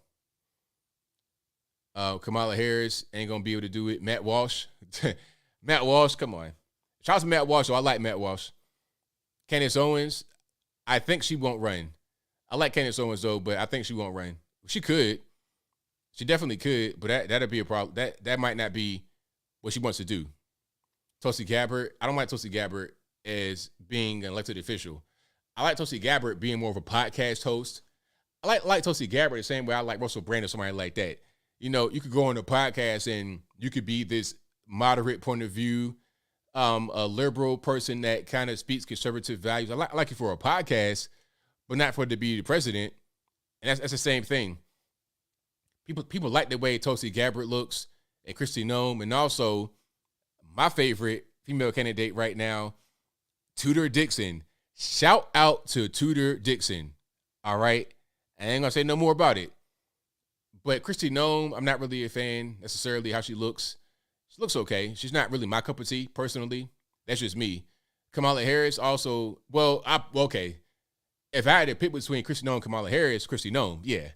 Kamala Harris, I can't do nothing with Kamala Harris. That's not really my cup of tea at all. Could Ted Cruz run? He could run. But I think if it was going to be Ted Cruz or DeSantis, it'd be DeSantis. Unless DeSantis wants to continue to be the governor of Florida for the foreseeable future, then he would just do that and not try to become the next president. So we'll see. Somebody said Jim Jordan. Good luck on that one. Anna Paulina. I like Anna Paulina. Yeah, I met her in person in Tampa. Very nice person. Shout out to Anna Paulina. All right, let me see. Have I heard of Kelly J. Keene and Posey Parker? I have no idea. All right. Tom DeMay says, you're really talking about looks right now. It's a joke, man. Talk about policy. DeSantis dealing with Russia and China or Trump. DeSantis or Trump with Iran. I mean, I don't know what you're talking about, but looks do matter. Some people don't understand what I'm trying to say. It's like some of you guys don't understand. Not most of you guys. Most of you guys get me. So shout out to y'all. But some guys, like guys who use all caps when they talk, don't understand it because it's not about me. It's about the facts. Most presidents have been above 6 foot tall, although most men aren't 6 foot tall. That's just a fact. The American people want a tall, statuesque, square jaw, clean shaved. It's what they want. That's what they want. That's why their guys go out there. They got to have that kind of profile. That's a simple fact. Simple fact. Newscasters, whenever you see somebody on the news or in politics or anything like that, what they got? Okay, if it's a white guy, got the Clark Kent little hairstyle. You got clean shave, suit tie all the time, dark colored suit, no funny suit. When Obama put on a tan suit, it was like a disgrace. It's like a tan suit? Ew. What are you doing? You see what I'm saying? It may seem kind of trivial, but there are certain things that people like and they don't like. And you got to understand that if you want to have success. You can't just act like what people want is relevant because they're going to vote or not vote. So if you just say, you know what, let's have it all be about policy and nothing else, you're going to lose. You're going to lose. Period. Period. Point blank, period. So that's just, it is what it is. I mean, it's not even about what I think or feel. It's just the facts. Try being a white guy running for mayor in Baltimore. Try that. See how that works. Or DC now. Try being a man and running for mayor, but that's a different story. I want to go down that road right now. But try being Beto O'Rourke running for mayor in Baltimore. Is that going to work? Try to not be Hispanic and you don't speak Spanish in South Texas and see if that works. Try that. See how that works. You in Brownsville, Texas, can't speak no Spanish, but you're going to be the mayor or the governor or like a house rep. Come on, be for real. All right. Oh, Atlanta. Yeah. Try being the white mayor of Atlanta. Try being a white mayor of Atlanta. You would get a rapper, like an active chart topping rapper to be the mayor of Atlanta before you get a white guy. I'm talking about they'll put Lil Baby to be the mayor of Atlanta before it be a white guy in Atlanta. Now, if you go be outside of Atlanta, you go to Alpharetta somewhere or Roswell, Dunwoody, maybe, okay. But Atlanta, no, it ain't going to happen. We have 49 seats where? Did they just call something? What was that, Alaska or somewhere? Okay, Alaska. Okay. So that's probably what that is right there, Alaska. So that's going to be a runoff. Okay. It's going to be a runoff in Alaska between Kelly, Shabaka, and Lucy Murkowski. Okay. But since they both went to the runoff and they're both Republican, that means that we got that seat. Since the liberal Democrat is not in the runoff, we got 49 in Alaska. But we already knew that was going to happen. The problem is we got to still get Arizona. Hold on. We still got to get what? Still got to get Arizona, Nevada, and Georgia. Well, pardon me. You still got to get at least two of the remaining three. So at least Nevada and Georgia to get the majority. We probably won't get Arizona. We probably will get Nevada. And Georgia is a toss-up. It may or may not go in our direction. So that's just what that is. All right. But yeah, we got a lot more to talk about, I guess, with the calls. I could get into Elon Musk and whatnot, but I'm like too far into the election and stuff. So I'm going to go ahead and just read super chats right quick. And then we get to the calls. The number to call is 434-658-1220. Again, 434-658-1220. BG says, Gucci Man is mayor of East Atlanta. I thought it was the East Atlanta Santa. He the mayor too? Oh, okay. Cool. All right, let's check out the super chats right here. And thank you to Apple, who says, shout out to ABL, 6-hour stream last night, back tonight, back at it, man. Got to do it. Thank you for your donation. Thank you to Apple again, who says, your mood, ABL, I'm so angry, but I'm calming down. I mean, I'm not angry because I'm not really, ain't no point in being angry. That's not going to solve anything. I kind of expected this to happen a little bit, but I did not expect the House to be such a close race. The Senate, I thought, would be close with Warnock and Herschel Walker. I thought it would be close in the Senate, but not this close. So I'm not too necessarily surprised, and I'm not, ain't no point in getting angry. Apple also says half of America wants socialism, government, their God. Exactly. Apple also says, sad for GOP, Mastriano, Zeldin, Tudor, Baldock. They are great candidates. Are voters that dense that they vote for inflation, crime, no borders, and corruption? Apparently so. Apparently so. All right. Thank you to Blue Ring Octopus, who says, you are correct. The red wave was there. And then Donald Trump spoke up. Then it became a red mirage. If polls are wrong, why trust them? Trust the voter. There you go. Apple also says, I love Trump, but he got betrayed by GOP, and the deep state. If not for COVID and riots, Trump would be president right now. Trump, please retire gracefully. Yeah, I agree with that. I think if Trump would have been the president now, then it would have been perfect. But to try and become the president after all of this and what the Democrats have been doing in the country, how it's been going, it just wouldn't make a lot of sense, in my opinion. Thank you to Apple, who says, Vermont enshrined abortion in state constitution. Wow, that's crazy. Also, he says, voters in Vermont, you are responsible for Judgment Day. Thank you to Mallory Foss, who says, what's up, ABL? I need your help. Help me believe there is even a remote chance they let Trump near the Oval Office in 2024. Right now, I don't see any possibility of that happening. The establishment will prevent this. I mean, it could happen. It could definitely happen, but we'll see. Like I said, you have state-run elections, so it's possible that he could actually do it. Thank you to Easy Peasy Lemon Squeezy, who says, hope you're doing well. Just wondering if you've seen the clip of the Young Turks interviewing Matt Gaetz and losing their minds when they announced he won. Epic. I have not seen that. Let's see if I can find it right quick. And if you like what you're hearing so far, y'all please give the video a thumbs up. Like the video, share the video, do all that good stuff. That'll help me out tremendously. Okay, hold on. Is that it right there? Let me see if I can find it. I'm not sure which clip it is. So I don't really know. I might not have time to really discover it. So I've not seen that, but I may try to find it after the stream because I don't got a lot of time to go through the clips right now. Because, the clips I'm looking at are from the Young Turks themselves. And I know they're not going to put up the one that looks bad. I doubt they'll do that. So we'll see what goes on. All right. Shout out to Apple again, who says, how do we, the good guys, fight the deep state? Get involved locally with your politics and vote locally. But get involved as well, not just voting, but volunteer, do whatever you can to be involved on a local level. Apple says, Democrats in the deep state, Jesus, judges on last day. Thank you to Sleeping Earthlings, who says, who is the establishment choice to run on the Republican side?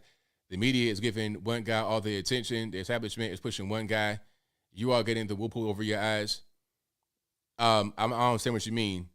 They're giving one guy all the attention. What you mean, Trump? I mean, because the media giving a bunch of attention to Trump, too. Because you got to understand the whole January 6th thing and MAGA Republicans, they give him a lot of attention. But it's just negative attention. That's the problem. And same thing with DeSantis. They call him Death Santis. So I don't know what you mean. I'm not sure who you're talking about. Be more specific, boss. Thank you to Michael Critchlow, who says, thank you for providing us with the best midterm election I've live streamed. Professionals should take notes. Thank you for that. I appreciate you. Glad you enjoyed that. Thank you to Spence, who says Florida holding it down. Apple says society today is wealthy, technologically advanced, comfortable, so woke socialism is doable. In 10 years, when the cash runs out, we'll be Venezuela. Apple also says, ABL, will big cities ever go red? Why are they so blind? Miami-Dade did. I think Jacksonville, Florida did. We're talking about like LA, Chicago, New York. No. It's too metropolitan. People from all over the world, all over the country that don't really care about being conservative and having those values. So, no. Thank you to Matthew Richardson, who says, any Republican that CIA and FBI would allow to win is not a Republican worth having. No victory in 2024 is possible without a new church committee. Trump shall be POTUS or bust, justice or secession. Thank you to Apple again, who says, ABL, you're telling hard truths. I appreciate that. Thank you to Kiwi for your donation. I appreciate you, boss. Thank you to Easy Peace Lemon Squeezy, who says, spending money to admit I misspelled Matt Gates. All right. Ain't no problem. Thank you to Carlos Gaspar for your donation with the coffee emoji. Thank you to Matthew, who says, like DeSantis, I like DeSantis, what he's want to say, but Trump or die. CIA, FBI, media would eat DeSantis alive unless he plays ball and sells us out too. Only a rhino would survive. Thank you to Jason, who says, fake. Trump did not say, don't go out and vote.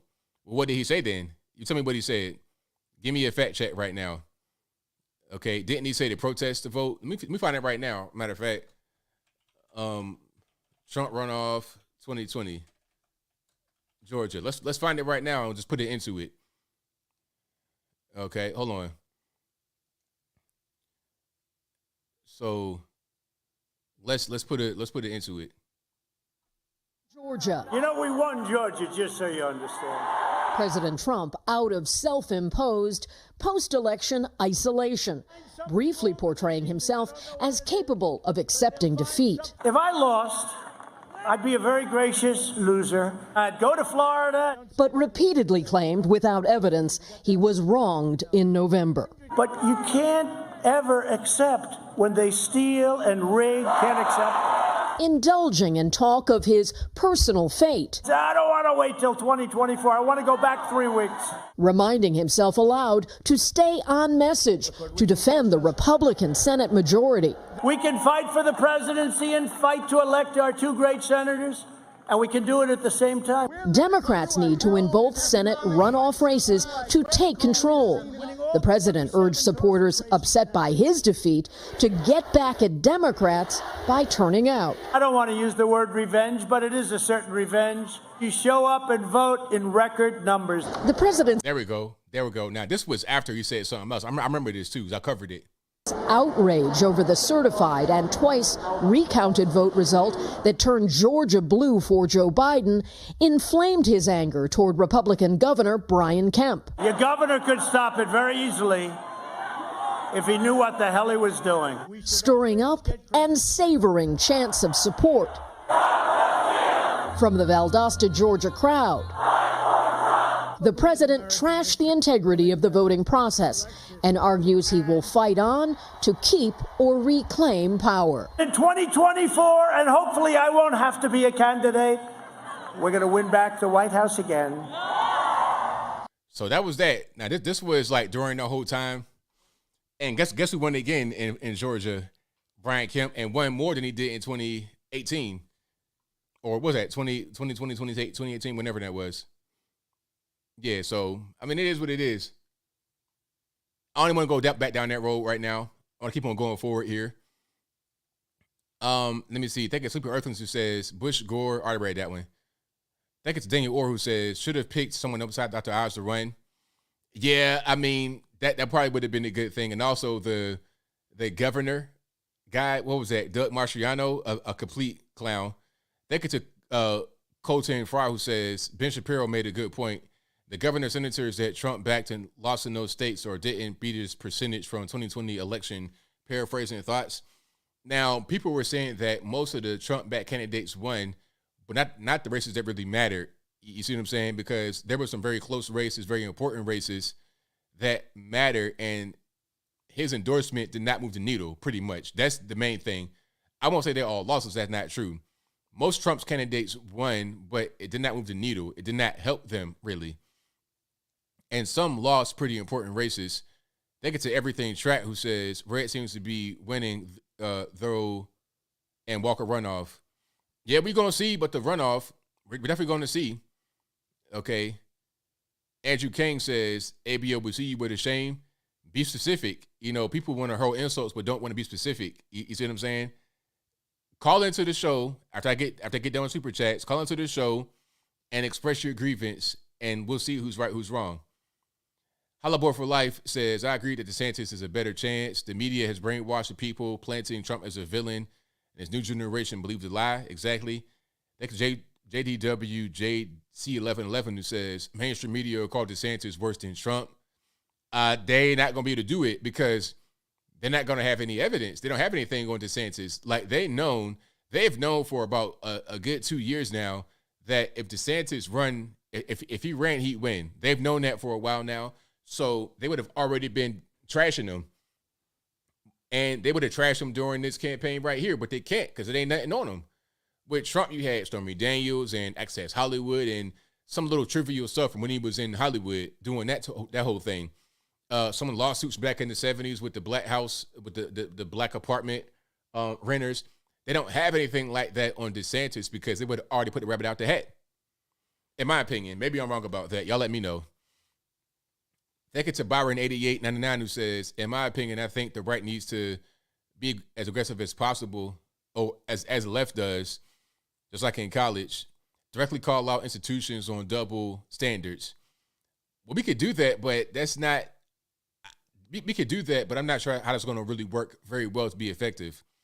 Blockade MIT says, Chesapeake, Virginia Beach did our part. Got that last J6 member out. There you go. Thank you to Road Pizza for your donation. Thank you to William Scott, who says, Trump comes with a lot of baggage and controversies. I love Trump and will vote for him if he ran again, but I hope DeSantis runs. Exactly. That's what I'm trying to say. A lot of baggage. I'd vote for him, but I know what is going to happen if he runs. I already see it. I can already predict it. It's not difficult to see. Thank you to Jay, who says the media will turn Ron DeSantis into a racist villain too. And that's going to happen. Because they would have already done it.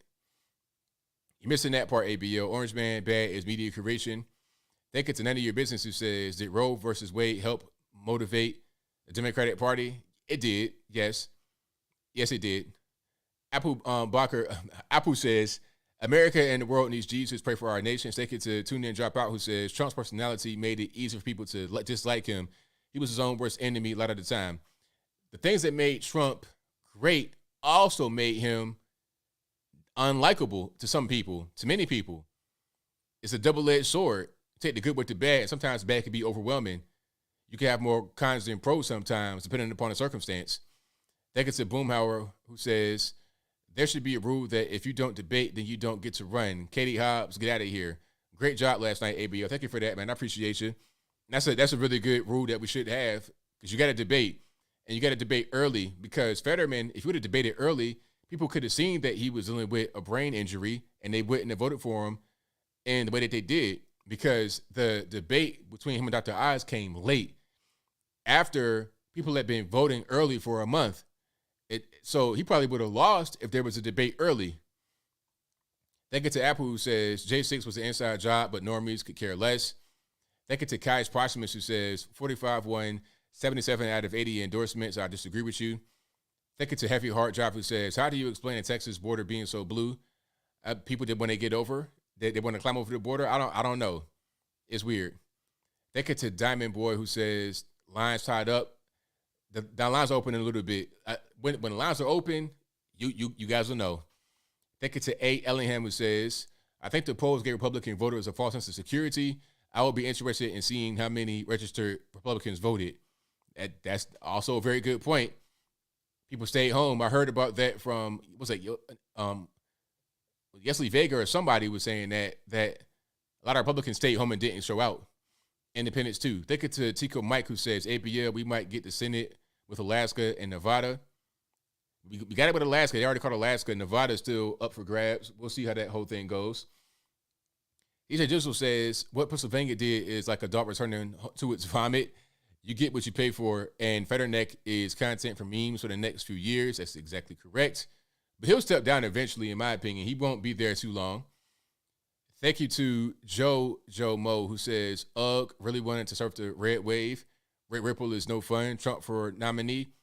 Thank you to Murphy Manor, who says, just wanted to say thank you for providing great content to view and for keeping it clean and real. Keep up the great work. Thank you for that. I appreciate you, boss.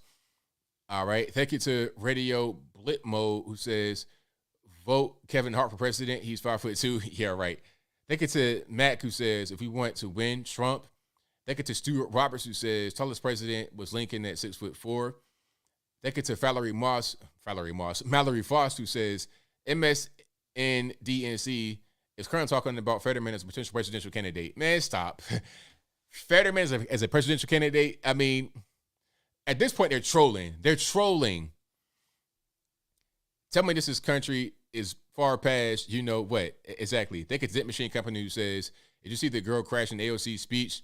She was saying we should eat babies to go greener, faster, trolling level 1,000. I did not see that, but I want to see it. Zip Machine Company also says, I just sent you the clip of AOC's speech. Crash her, check your email, will do. Thank you to FJB2, who says, yes, mainstream media will accuse DeSantis of inciting riots they themselves incited. Yeah, they're going to try to do that, but DeSantis, I think, is bulletproof. They pretty much unloaded their clip on the magazine or whatever onto Trump. They can't do that again with DeSantis, in my opinion. They're going to try, but it won't stick. He's too beloved all over the whole country and in Florida for it to work. So good luck. Good luck. They tried to get Brett Kavanaugh on something like that. Some kind of allegation, but they're not going to find anything on DeSantis. If they do, good luck with that. But we got calls on deck. The number to call is 434-658-1220. Again, 434-658-1220. The number will be right here in the ticker at a certain point. It'll come through. It'll always also be in the description box below. You can check it out right there. If you agree, disagree, whatever it is, talk about the election, talk about Donald Trump, talk about Elon Musk, Twitter, whatever it is. Let's go ahead and get the calls cracking. If you cannot get in, please try again. There's also an email you can call or you can use to be on a Skype call right here in the bottom left corner of the screen. If it doesn't work properly, don't blame me. Blame the white man. It's not my fault. Again, the number to call, 434-658-1220. 586 on the line. Who am I speaking to? Hey, how's it going, ABL? This is Wayne. It's all good, man. What's happening?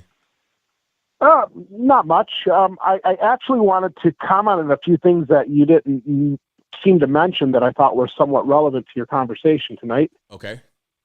You're talking about the red wave. In a lot of ways, I think it did occur. When you think about it, because you had a lot of people that left New York, Michigan, California to Texas, and then went to Florida. So essentially what happened is these states ended up becoming fortified with right-leaning people, which essentially they became deeper red, if you know what I mean. Right. That's a point. So, sure. I mean, a lot of it is relevant. And I think, and I'm still pretty optimistic for the House of Representatives and even the Senate race. In the very least, it seems we'll have a 50-50 tie again with the Senate. Yeah, I mean, I think that'll happen, but I want that majority, 51. I want 51 so we can just have the Senate and the House. That'd be perfect. Oh, yeah, fair enough. I do agree. But, at this point, take what we can get, because I think what's happening, and this is just my theory, I could be wrong, but I suspect what's happening is you're seeing like a lot of people that are basically living in echo chambers. So you had all these people on the right saying, oh, we're going to have this huge red wave. And then you had all these people on the left saying, we've got everything in our favor. So it was, obviously there's been outlier polls on both sides, but all things considered, I don't think the right did that bad. Yeah, it wasn't that bad. I mean, I think that, like you said, people kind of lived in those echo chambers, thought it was going to be a big wave. But if you just look at it objectively, it wasn't that bad. I think you're right. Yeah, I mean, a lot of the things that I think a lot of the things that people are upset with is they're expecting a huge takeover of places like New York or California or a lot of these, even Nevada actually did pretty good. But, in reality, like Michigan lost seats, just because so many people left the state. Same with California. And what's happening is you've got conservatives leaving for more conservative states. Yeah, they're definitely doing that for sure. So, but that's all I wanted to add. And one last thing, you're talking about Kamala Harris being attractive and raised by wolves or just got out of prison sort of way. Right. Right. I'd like to add, if you're talking about political characters, Tulsi Gabbard all the way, for for that, Right. I'm with you. So, well, you have a great night, sir. I love your show. Keep up the good work. Thanks for the call, man. Definitely appreciate you. Yep. Bye. Shout out to my man for the call. Great call. Call 757. Peace, ABL. What's going on? Not much, man. It's Michael, Newport News, VA. All right, man. What's going on? What's on your mind? Man, I just want to talk to you about these midterms. I was actually listening to the caller right before me. He pretty much summed up what I was thinking as well. I think what the problem is that the branding of the red wave is what really got people thinking that Republicans just going to crush it. You know what I mean? Yeah. I watch a lot of CNBC, market news, I trade stocks and stuff like that. So I remember when the red wave branding started to hit the airwaves and stuff like that. And, when I kept on hearing that, I just took it with a grain of salt.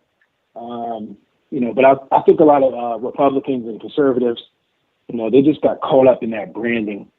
And we did pretty good. And then, we got Nevada, we got Arizona, and I really do think that Mr. Walker, he might pull that out. So, we just got to wait and see.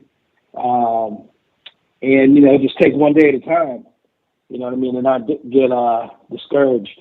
Like you said, too, as Stick Texas Hammer, says, don't get blackpilled. I watch a lot of your stuff. You know what I'm saying? I think a lot of people, well, I don't even know, but a lot of conservatives probably may feel blackpilled and discouraged. But just keep in mind, just take it one day at a time.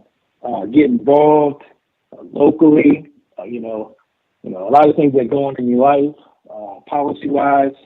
On the local levels where you can really make change. So get involved, stay active, because the left, one thing I give to the left is that they never stop. You know what I mean? They're relentless and they're never going to stop. And I think that, with these results last night, we didn't get this crushing red wave that was being branded to us. So I think what we should take away from that is that we need to work hard. And the fight is never over. Don't ever think the fight is over, because the left, to them, the fight is never over. So we can't be thinking that, okay, yeah, we're gonna win, and just rest on our laurels. We got to fight just as hard as the left, so we can have live the lives that we want to, and have our American dream. The last thing I want to say is, your comments on DeSantis versus Trump. I think, you might want to consider Youngkin too. Youngkin, I think, he could possibly be a contender for the 2024 presidential slot candidacy. DeSantis will be good too, or Trump. I'd be willing to vote for any of those guys if they get the nomination. And lastly, I apologize too, man. I know the prankster he got on your case after I spoke to you. It's all good. Spoke to you about the whole personal responsibility thing. I heard he had called in. I think on Saturday, and he was getting on your case a little bit. But prankster, it's all about personal responsibility, man. I'd love to talk to you about it. But at the end of the day, we gotta, just keep the faith, keep fighting for a republic, and that's all I gotta say. Take care, ABL. God bless him. It's a great live stream. Thanks for the call, man. I appreciate you. Peace. All right, great call. This is some more. Hit a number to call, 434-658-1220. Let's go to call line, speak to 479. Yes, hi. This is Andrew Stockton from Arkansas. All righty, what's going on? Not much. I kind of disagree with you on Ron DeSantis and Trump. May I explain why? Go for it. Okay. Let's just say for hypotheticals, that Ron DeSantis goes ahead and runs. What happens to Florida?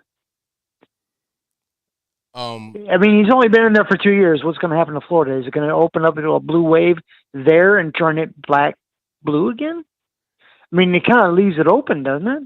I think that Florida is a deep red state. I mean, he won Miami by 10 points. Miami. So I don't think it's going to. Yeah, Marco Rubio did a pretty good job too. I mean, so it's a blue. I mean, it's a red state. Pardon me. It won't go back to just being blue because DeSantis isn't there anymore. That's not going to be how that works. I don't think so. It's like California. I don't know. Wait a minute. It's just I like, kind of disagree because the normies. The normies don't have that normal brain. Caller, hold on. Let me talk. So it's like California. If Gavin Newsom leaves, does it become a red state? Probably I don't think so. Yeah, I have a good point. It's still California, just like Florida is still Florida. So I don't think it'll just be, oh, there's one guy that's not here anymore. We're just going to go back to being a blue state, especially when a lot of people went to Florida because they wanted to escape these blue states. Freedom. They wanted the freedom. Yeah. Exactly. So I think Florida would be fine. That's what I'd be worried about. I'd be worried that maybe these normies flip-flop. They become Democrat again or something, or, they might start.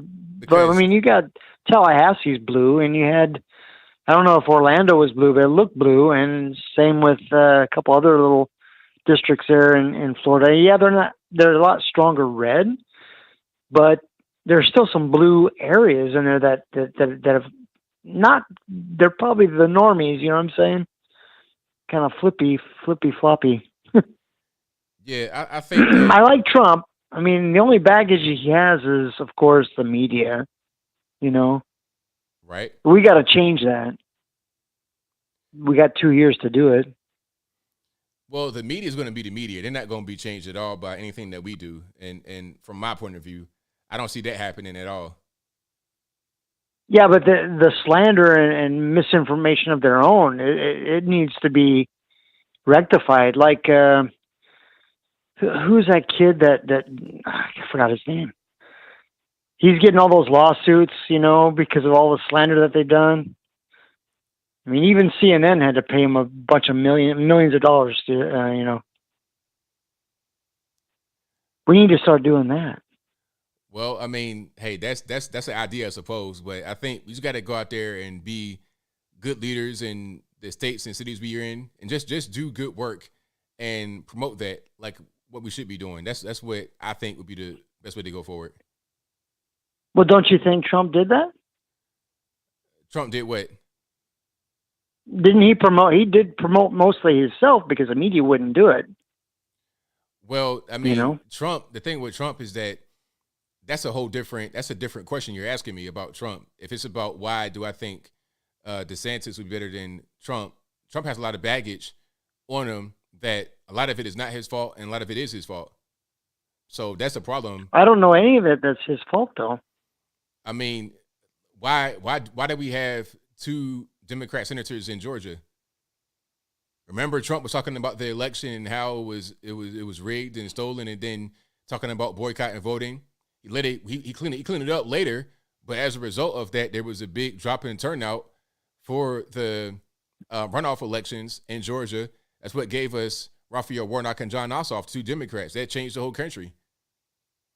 And then the whole thing with January 6th. Hold on. And then the whole thing with a lot of caller, please. And then the whole thing with January 6th is not his fault, obviously, but that's on his back, even though it's not his fault. That's what I'm trying to say. There are some things that are not his fault and some things that are his fault.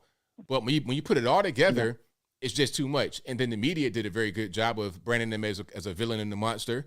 So the average normie will see him as that, but they can't do that to Ron DeSantis because he does not have a prior life in Hollywood and entertainment. And if there was anything to find on him, it would have already been found. And it's just nothing there. So that's why he's a better candidate to run than Trump.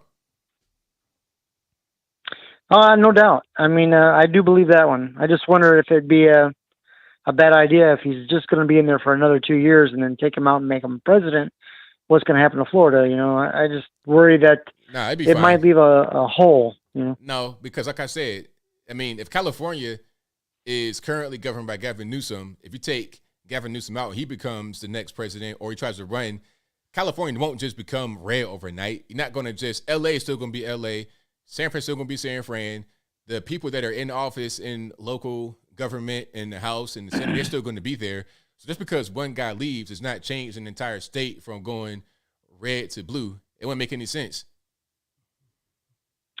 Well, at the same time, when they did the recall with Gavin Newsom, Larry Elder was slandered quite heavily. I mean, they called him the blackface of white supremacy. That's messed up. What's that got to do with anything? Well, what I'm saying is that he could have probably won if it wasn't for the bad, publicity, like the baggage that you would say Trump has. Okay. I mean, he had some bad baggage too when you think about it, because the media there was no baggage on Larry slandered Elder. him. There was no baggage on Larry. Larry Elder didn't do anything. That was just negative attention. He didn't have any. He didn't have any baggage. But that's kind of baggage when you have bad slander. I mean, that's slander. There's always attack ads on somebody on both sides of the aisle in every election. That's not baggage. That's just attack ads. Baggage is when you did something, or when they say you did something, and they can successfully link it to you. That's not the same thing as an attack ad. Well, there was also a lot of finagling going on with the election.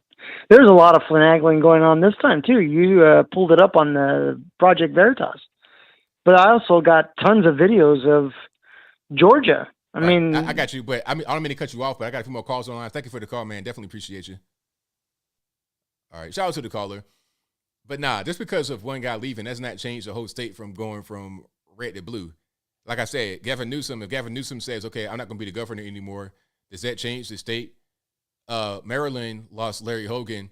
Although he was a Republican, the state was still a blue state. He was a rhino Republican. He wasn't really a Republican. The state is still going to be the state. It's still the D.C. suburbs and Baltimore. It's not going to be any different than what it was. Let's go to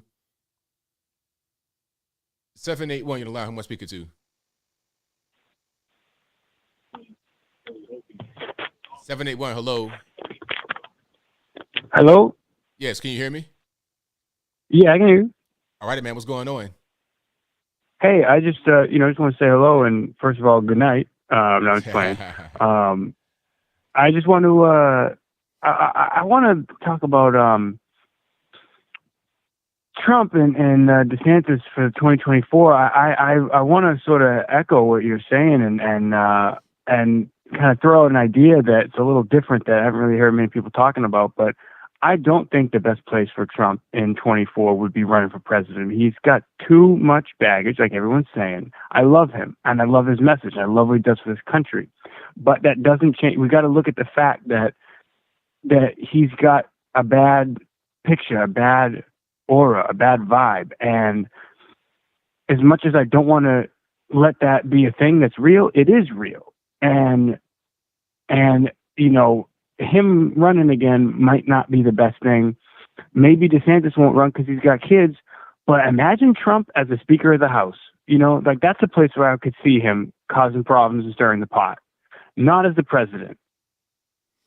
I mean, I guess that could happen, but that's a long shot. They're talking about taking the House back, and then you're going to have Kevin McCarthy in there. He won't give that spot up to Trump. So, I mean, I guess it's possible that it could happen, but realistically, I don't see it happening. I know it's one of those things. It's like it's like imagine that kind of thing. But I'm on your. I totally agree with what you're saying about Trump in 24. I don't think it's a good idea. I would vote for him if it was just him, but I don't want to see all the mess that comes with the media reigniting all these people in colleges. I'm in college right now, and it's a nightmare how much of an indoctrination it is, and it's just all going to start up again. All of the anti-Trump and you're racist and this and that, and all that nonsense will start spewing out of the media again. And I just don't want to give them that ammunition, and I don't want people to misconstrue what I'm saying for like, I don't support Trump, I don't love Trump, I'm giving up on Trump. Absolutely not. I listen to him and I love this country, and the way I see it is if we all are on the same page, we got to do what's best for the country. And I think that would be to perhaps not have Trump be the ticket, for the Republican Party. I don't know. I mean, I'm right there with you. Yeah. I mean, I understand what you're saying 100%. It makes sense to me. Yeah, we're on the same page. Definitely. Hey, well, thanks for your time. I really appreciate it. Appreciate what you do. Appreciate the show. And I hope everybody out there kind of keeps their head up a little bit. Thank you for the call, man. Definitely appreciate you. Thank you. Bye-bye. All right. Shout out to the caller. Great call. Let's go to 704 on the line. Who am I speaking to? This is Tom. All righty. What's happening? Hey, yeah, I've been in the chat going crazy, man. I'm a big fan usually, but you really ticked me off supporting DeSantis the way you're doing right now. Okay. So what's the actual issue here? I got a list of stuff here. Are you hearing me okay? My phone's breaking up. I hear you well. Do you have me on in the background? Nah. Okay. I'm muted it. All right. All right, so I'm going to go ahead here, man. First, I think Trump's well more electable than you're giving him credit for. The amount of votes he gained from 2016 to 2020 is something no president's ever done, to grow their vote by that percentage. He won Pennsylvania in 2016, Michigan. These are blue states. Now, to think DeSantis is just going to go in and perform like Trump across the country to me because he's good in his home state of Florida doesn't make much sense at all. And especially when you bring the policies into it. And the things are only going to get worse over the next couple of years, man. With the economy, gas, people are going to be begging to get Trump back in there. So what about DeSantis is not appealing as Trump was appealing? Because Trump is the movement with Trump, man, it's about being on the offensive. It's about not catering to the normies or pandering to them and trying to win that way. It's about trying to red pill people. It's about trying to wake them up, man, and see what's really going on. And also the foreign policy, the geopolicy, and the economics. Trump is on a whole nother level than anybody else when it comes to dealing with foreign policy, the value of the dollar, the trade deals. And these are the presidential issues. Being strong on school boards, not teaching CRT is great with DeSantis, but that's not even a presidential issue. And I completely disagree with you about the baggage on Trump, too. That stuff works to our advantage a lot. The whole walkaway movement was started on something like that. Like the January 6th thing. Trump's tweets are about to come unlocked, and you're going to see. The proof's going to be in the pudding. When they say, well, Trump encouraged it, that's how you red pill people. You show them the proof. No, this is what Trump really did. He said, don't riot. He said, be peaceful. He said, leave the Capitol. And right now, frame him, man. He's a couple weeks away from, possibly being criminally indicted. And to see you people turn your back on him, I mean, really, it makes me sick, kind of. Because this is all part of the politics game. And people get mad that he's talking trash on DeSantis.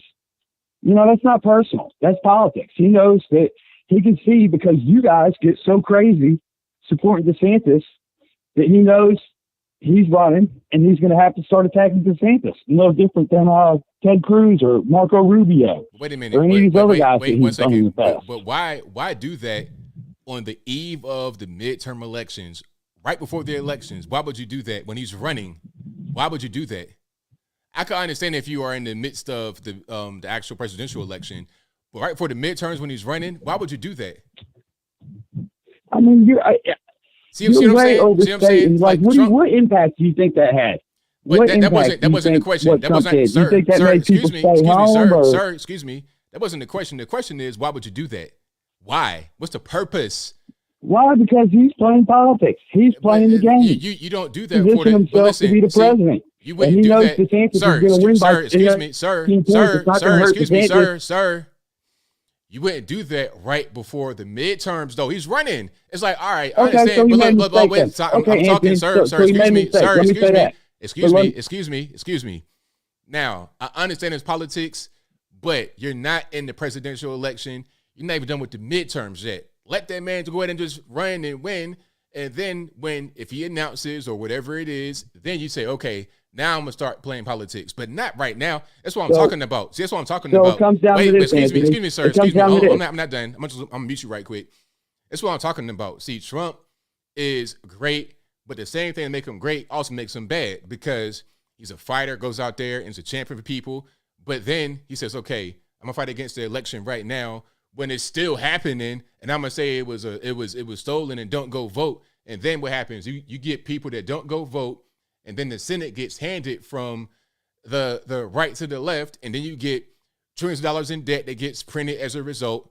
This is what I'm talking about. It's like he has good qualities and also bad qualities. This is and all of that baggage with the media on him as well makes him toxic, and it's unfortunate. I wish it wasn't that way, but that's just the way it is.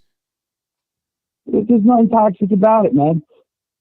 That's going to be, no matter who the Republican nominee is, if it's DeSantis, they're going to make him just as toxic by the time the Republican primary is done. And here's the one thing, can I leave you on one point? Go ahead, go for it. And this is the last point I want you to understand, is that there's a large part of Trump's base, which is people like me that's been on with Trump since day one, and to have a different view. They were ready to say we're done with the GOP before Trump. And this is something the college kids that call it to your show might not understand. If DeSantis challenges Trump, to us, that's a flag, meaning I'm not going to vote for DeSantis if he beats Trump. So you might think you're going to pick up normies and stuff, but really it's going to kill the Republican Party, man. It's all or nothing, and it's been all or nothing since Trump went up against Hillary. And they delayed it with the COVID and the rigged election in 2020, and now trying to frame Trump and lock him up. And maybe we're in the end game of it now. But Trump's our horse. And if you guys jump off Trump, first off, it won't matter because Trump will beat DeSantis in the primaries. When they start having debates on the issues, he'll make DeSantis look like a little leaguer, and he'll win. But if DeSantis pulls it out, he won't win the general election because people like me vote for him. And that's on top of the other points I think I made, that Trump's very electable, way better on the policies. All the stuff he's going through, part of this is playing politics right now. He's trying to avoid charges, trying to protect himself. So I got a question. I got a question. I got one question. And I think the issues you make are minimal. Okay, I got one. Sir, can you hear me? I got one question for you. Now, if DeSantis wins the nomination, would you vote for him? Yes or no? No. So wait. So if he beats Trump, I would not. If Trump said, I'm not running, I endorse DeSantis, then yeah, I'd vote for DeSantis. But if Trump says I'm running and DeSantis says, no, I'd be better than you, Trump. So I got to follow up. So hold on. I got to follow up. Wait. I got to follow up. So if the election is between Gavin Newsom and DeSantis, you would not vote for DeSantis and you would just have that go to default Gavin Newsom? You wouldn't even care? No, because my goal to try to save the country, the way people like me. How you going to save the country? Sir, so I'll be in favor of a third party. Sir, we got, look, listen. I mean, I know you want to say your piece, but we got time constraints, so you can't talk that much. When I start, you got to stop. So check it out. The Republicans. So check it out. Here's the thing. You can't save the country if you refuse to vote. How does it make any sense? How are you going to save anything? Because at that point, your opinion is irrelevant because you didn't even participate. Who cares what you think? You didn't even vote. Who cares? So what? Whatever you're saying right now means nothing. You didn't even vote. You didn't even participate in the system. So what? Who cares? I'm not going to vote for him. And even if they win, we're still losing. And at that point, we got to make a stand and force the issue to either get the Republicans to go to Trump or start a third party at that point. That's the breaking point. And I'm not the only one that feels that way. Thank you for the call, man. I appreciate it.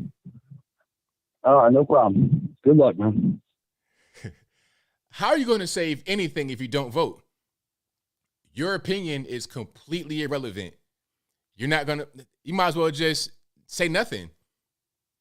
The only tool you have is your vote.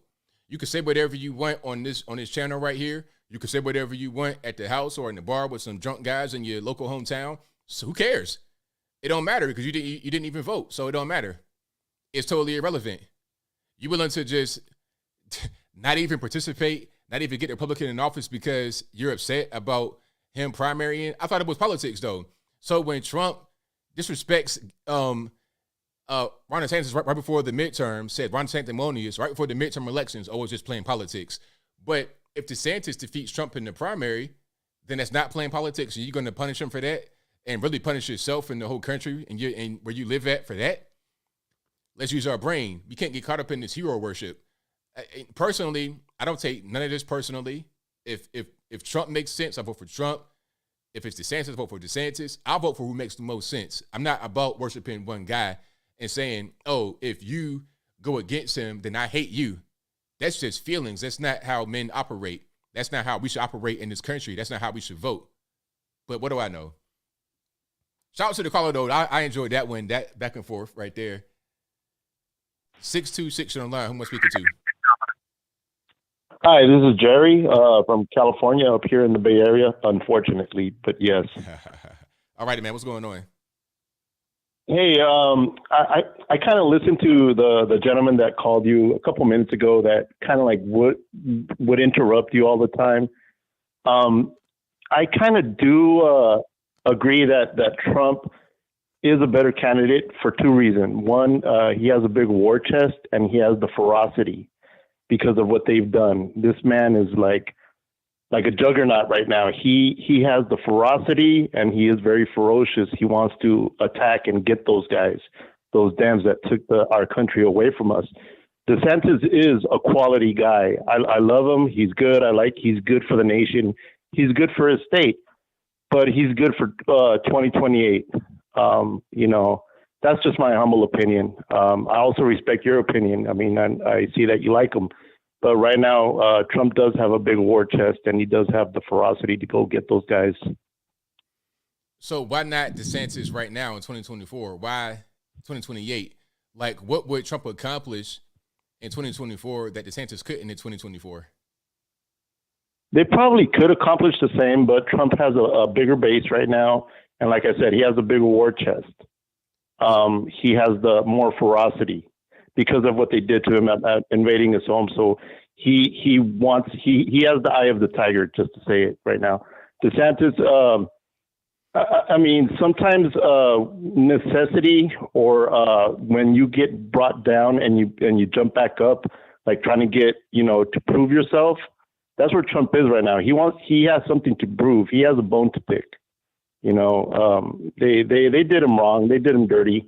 And like I said, he does have a bigger war chest, and he has a established base, probably even bigger, since a lot more people voted for him the second time around. And DeSantis, I won't take nothing away from him. He's totally quality. He's totally fire. I mean, him, Carrie Lake, and Trump. I actually think Carrie Lake could put the news media more on the defense than Trump. But like I said, Trump has the bigger war chest. That's a good point. In gaining a victory. That's what I meant. Right. I mean, we're going to see coming up here pretty soon, like how the primary goes. It's going to be a mess in the primary too. It's going to be a lot of guys that run on the Republican side, in my opinion. And if you see that, then I think that'll be people saying, okay, let's go forward and have somebody else. If you don't see that, then I think they're going to just let Trump go. But I think they're going to try to primary him. So we'll see how that goes. We'll see if he win. And the true test of all of this, the true test will be the primary. We'll see who wins. If Trump's there and you have DeSantis and a bunch of other guys, we'll see who wins. True. And also, I think if we do establish the House of Congress, if we do the investigations where they need to be, from the FBI to Biden to Hunter to Fauci to all these people doing all the shenanigans to us, I mean, it'll be a setup it'll be a layup for Trump if we do that. I mean, if everybody's on the same page. Yeah, a good point. Well, hey, I love your show. You've got me through many graveyard shifts. Don't do the graveyard shift anymore, but now I get to catch it live, and I love it, and keep doing what you're doing. Thank you for the call, man. I appreciate you. Thank you. All right, shout out to the caller. I think my sound is a little bit low. I'm going to fix that right quick. And you guys are fantastic. The best audience on the internet. So if you enjoy what you're hearing so far, please give the video a thumbs up, like the video, share the video, do all that good stuff. That'll help me out tremendously. Y'all give me 1 second here. Hopefully I can fix my microphone and we will be good. Oh, it's good. Maybe it's just me not saying close enough to the microphone. I thought it was something wrong with it, but I think I'm straight. Let's get a little bit more volume right there. That might have done it. And let's keep on going here. 434-658-1220. Let's go to 320. You're on the line. Who am I speaking to? Mary. All righty. What's happening? Oh, not too much. So I was going to tell you, I love your YouTube channel. I do. Absolutely respect you there. And, you know, the thing is I sit there and I was listening to you this morning, and also I came on here with live. And here's the thing. If Trump and DeSantis actually ran together, it'd probably be the best thing in the world. And think about this. You get 4 years with Trump and DeSantis. Even if something happened with Trump, you have DeSantis would step in for Trump. Second of all, that would give a chance for DeSantis to actually get the idea of running for president. You would get another 4 years there. So you would have 8 years of basically 4 years of Trump, and then you would get 4 years of DeSantis and whoever he chose to run with him as vice president. It would be the smartest thing out there to help our country, one. Two, people sit there and they don't believe in the falsification of our voting. Well, we're watching it right now in Arizona, and not for nothing, but I supposedly voted for a 2020 election in 2 different states that I haven't lived in years. My mother-in-law voted, but she'd been dead for 5 years. And my brother-in-law voted, and he has been deemed since he was 15 unable to do anything without our guardian's approval or signature. Wow. These things were actually done. And the way I found out was I got jury duty. And so did my brother-in-law, and so did my mother-in-law, who didn't exist. So the thing is, yeah, this does happen. It does go on, and people don't realize that. But what we're seeing right now is exactly, and I hate to say it, but anybody listening there right now and with you, this is what we don't need to be doing. We don't need to be sitting there going negative with each other.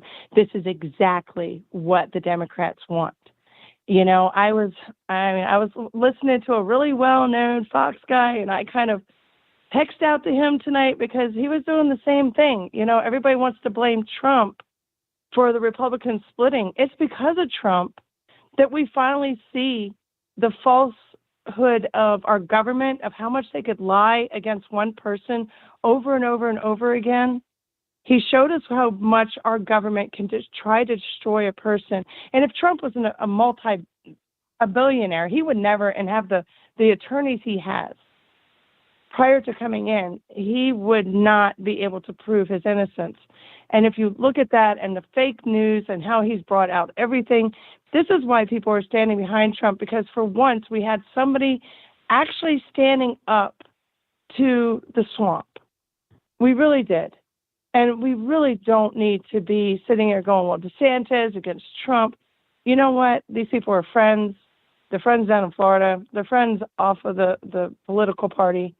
And that is the truth. And a good friend of mine is in the government. That's the reason why I know this. Oh, okay. And that's all I can say to you on that part. As a matter of fact, if you look at one of the texts, you'll see. But, you know, the thing is I love your videos. I love your YouTube. Don't stop doing what you're doing. Just make sure what we're putting out there is the truth to everybody, because people are not seeing everything. And unless we're in the government, we don't see things that are going on behind closed doors.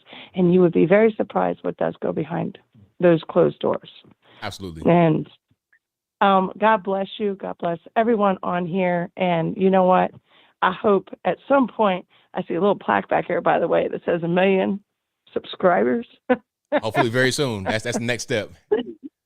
Absolutely. You deserve it. God bless you. And you know what? Everybody out there, Let's pull together as one, because that's what this country is about. It's pulling together as one. So have a blessed day and good night. Thank you for the call. Appreciate you. Bye. All right. Shout out to the caller. Great call. Let's go to. Hold on. Line speaker to 386. 386 low. All right. 386 got a little nervous, perhaps. Let's try some more here. 509 on the line. Who am I speaking to? ABL. Yes, sir. This is Marcus. Am I on? You're live. Oh, hey, great. ABL, I just want to say I love your show. I've been trying to call through. I didn't even think I was going to get through, but that's all right. Hey, real quick. I won't take much of your time. I think you make some good points about President Trump. I love the man too, but I don't know. There's some stuff going on that may lag him in the deal. But he can still fill up some places, but we'll have to see, like you said. But I wanted to ask you, would you ever consider running for public office? And I really encourage you to do it, even if it's just for local. Have you ever thought about that? I always get asked that question, even by just in regular, just walking around. Like I was at a dinner one time, and then a big fundraising kind of guy came up to me and asked that question. Didn't even know me at all. Didn't know who I was. My YouTube, we just asked me that question. Wow. Yeah, it was crazy. So I think if I keep getting asked the question, I'm going to have to just do it, because at that point I'm being called to do it. So perhaps I'll do that later in my life, just because people keep asking me to do it. I'll just do it for them. Right on. I tell you, it's people like you, Candace Owens, even that guy who's got a podcast, he's gay. I don't remember his name. He's a white guy. The Democrats don't want nobody like that in. They don't care if you're straight, LGBT, cross-dresser, straight, Christian, negative, whatever. They don't want you in there. If you're fighting for the American people and the way of life here, they don't want you in. And I had a gut feeling they would start eating their own, and look what they did. They attacked this guy, and he's gay. It's like, but he's a conservative. They're going after all kinds of people. So, I hope that we get people like you and Candace, the different ones in there soon, because that's the only way this country is going to survive. But the other thing I wanted to ask you, do you know anything about Terry Lake? Did she make it, or what's going on? I can't find nothing, ABL. It's all old stuff. Yeah, it's still like undecided. They still have to count more votes. It's like 70% of the votes have been counted so far, so they still got 30% more of the votes. It's a pretty close race, but it's just not been decided yet because there's still more votes coming in. So what do you think? Do you think she's got a chance, or do you think they're gonna play their little games? She has a chance. She definitely has a chance. I'm not quite sure. It's kind of like right now, like a coin toss, in my opinion. Yeah, I have to agree with you there. I think it's a coin toss too. I love the woman. My only thing is that the other one, she's got experience, and Terry Lake don't. But you know what? She's got common sense, like you've got, ABL, and Candace, the different ones that got a heart for the people and their own freedoms. That's what we need in this country. But I just wanted to know if you'd heard anything, because everything I find on YouTube or even regular news, it's all this old stuff, and it's been frustrating. So I'm really pulling for her, even though I'm in Washington State. It went blue here. It's pretty much a blue wave. I voted for a Republican, but we'll see what happens. That's all I had for you, ABL. Thanks for putting up with me, and keep up the great work. Oh, before I go, if you were to run for public office, what would you run for? I think I would start with something local, maybe like I might do city council and then mayor, something like that, of a moderately sized city. Maybe here in Tennessee, maybe go back to Virginia, something like that. Maybe even in Georgia somewhere. And then I would try to go to like a state, like a higher state house, and maybe like if I was to go all the way to the federal level, I'd do House of Representatives, something like that. I think. You wouldn't go federal? Yeah, I would. I think I would go federal. If I did, I would go to like the House. I'll be in Congress. Yeah. But would you ever run for president, or you just stay strictly, state representative, representing your constituents there? Well, if they keep asking me to keep going up and up, then I would do it. But that's a tall task for anybody to do, run for president. Yeah. That's tall for anybody. Yeah. That's a big one. But I wish you well, man. I hope you run but always remember this, ABL. I've considered. I've never been asked, but I've considered it. Small time. You never forget where you're from, and never forget you represent the people and who you work for. You don't work for yourself, you work for them. And sometimes what they want may not say, for instance, I don't believe in abortion. I'm a Christian Jew. But if that's the letter of the law, it is what it is. You know what I'm saying? But sometimes what they want may not be what you want to vote for. That's my only problem with running for public office. But you have to remember, you represent them. You don't represent yourself. It's just you. And that's the advice I'd always give you for anybody running for public office. And if I ever ran, that's what I remember. I don't care if it was dog catcher. Literally, that's my job. I work for the public here in this little city. If it's 15 people or 15,000 or 15 million, I represent them. I'm working for them, not me. That's what's gone wrong with this country. I don't know if you agree with that, but I think that's what's gone wrong, is they forget who they represent. And they're just lining their own pockets. I agree with you. Right on. That's all I got for you, ABL. Thanks for the call, man. Appreciate it. No problem. Yeah, if I was to run, it wouldn't really be about money or nothing like that, because I can do my own thing. But I wouldn't be trying to be one of these people that just siphon money for, just random. That wouldn't really be my style. 719 online, speaker to 719. Hey, ABL, this is Matt from Colorado. How are you doing tonight? I'm well, man. How about yourself? I'm okay. I got a question. Hold on, before we start. Hold on. Before we start, can you turn the screen down in the background for me, please? Yeah, there you go. Is that better? Yes. Okay. If DeSantis does run, what does that do to his office in Florida, his governor office? Somebody replaces him. I think they have to appoint somebody. I'm not sure how that really works. It might be a special election. Is there an election? I think it's an election, a special election. Yeah.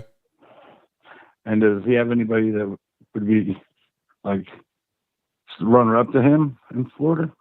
I'm not sure. I haven't heard about anybody else. Yeah, I don't really know. I'm sure there could be somebody in Florida, somebody that could be the next person. You could put, you could put in there. You could put Anna Paulina, who just won down there in Tampa. You could put her in there. Sure could. Okay. All right. And have you heard anything about the Lauren Boebert in Colorado? I've not heard that she won or lost that one. I think it's still like 50-50. So I don't know. Well, they're telling us. I live in her district, and they're telling us that she's only down by 66 votes. Yeah, they're still counting. Yeah, I wouldn't doubt it. I wouldn't doubt it at all. So there's still a chance. And there won't be no more vote drops for Arizona until tomorrow morning, from what I'm hearing. So okay. On that one. All right, I was just curious about what would happen if he has to give it up or what. So. Yes, sir. All right, man. Thanks a lot.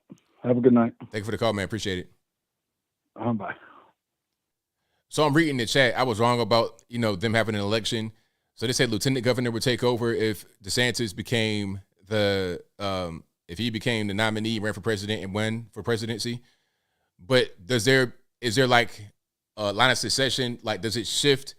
Who becomes the lieutenant governor? Is it go to the state house? Do they come up to that level? How does that really work? 801 on the line. Who am I speaking to? This is Taylor from Utah. All right, man. What's happening? happening? Okay. It's all good, boss. What's happening? Nice. Just a little side note. I thought it was funny that you're the only person I know that I can spam call like 12 times in a row and actually positive response. But anyways, been listening to the show, and I get this with a few people. I see with community, friends, family members, and I like Trump. Everyone around me likes Trump. We appreciate what he did. His job. He'd probably restore things to an amazing place. But the one thing in the back of my mind is that we have a community that's against the Fauci ouchie, yet we don't really discuss the fact that Trump promoted it. Everyone says, well, he was tricked into it. It wasn't his fault. But in my mind, I'm also thinking that he has had a long grasp this angle, and he still, up until recently, has continued to promote the Fauci ouchie, and I'm a little puzzled by it because Trump supporters, I'm a Trump supporter as well, but there's that one little caveat that's in the back of my mind, and most people that I engage with on this topic don't really see what I'm saying. They mostly get defensive for Trump, and it's just kind of a weird thing, and I wanted to bring that up, maybe get some kind of response from the chat, but I'll leave you with that. Thanks for taking my call. Thanks for the call, man. Definitely appreciate you. I mean, what he's saying is true here. Now, I gave Trump a pass on that. I gave him a pass on that. I just, the thing about Trump, there are certain things that, like I said, personally, if Trump was to run, I'd vote for him. I'm not an anti-Trumper, but I just know that there's so much with him. That's one thing right there, the whole vaccine thing. He promoted the vaccine, said it was a good thing. Trump was booed at his own rally for talking about the vaccine. Matter of fact, hold on. But even me, I give him a pass on that because I understood that the whole world was going crazy right there, and he had to do something to try and mitigate that. Although I wasn't going to take the vaccine, I understand why he had to do it. I get it. Hold on. Matter of fact, I'm gonna play that right quick so we can kind of see what I'm talking about.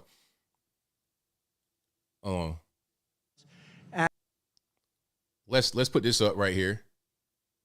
And it's great. And you know what? I believe totally in your freedoms. I do. You got to do what you have to do. But I recommend take the vaccines. I did it. It's good. Take the vaccines. But no, that's okay. That's all right. They're booing them. You got your freedoms. But I happen to take the vaccine.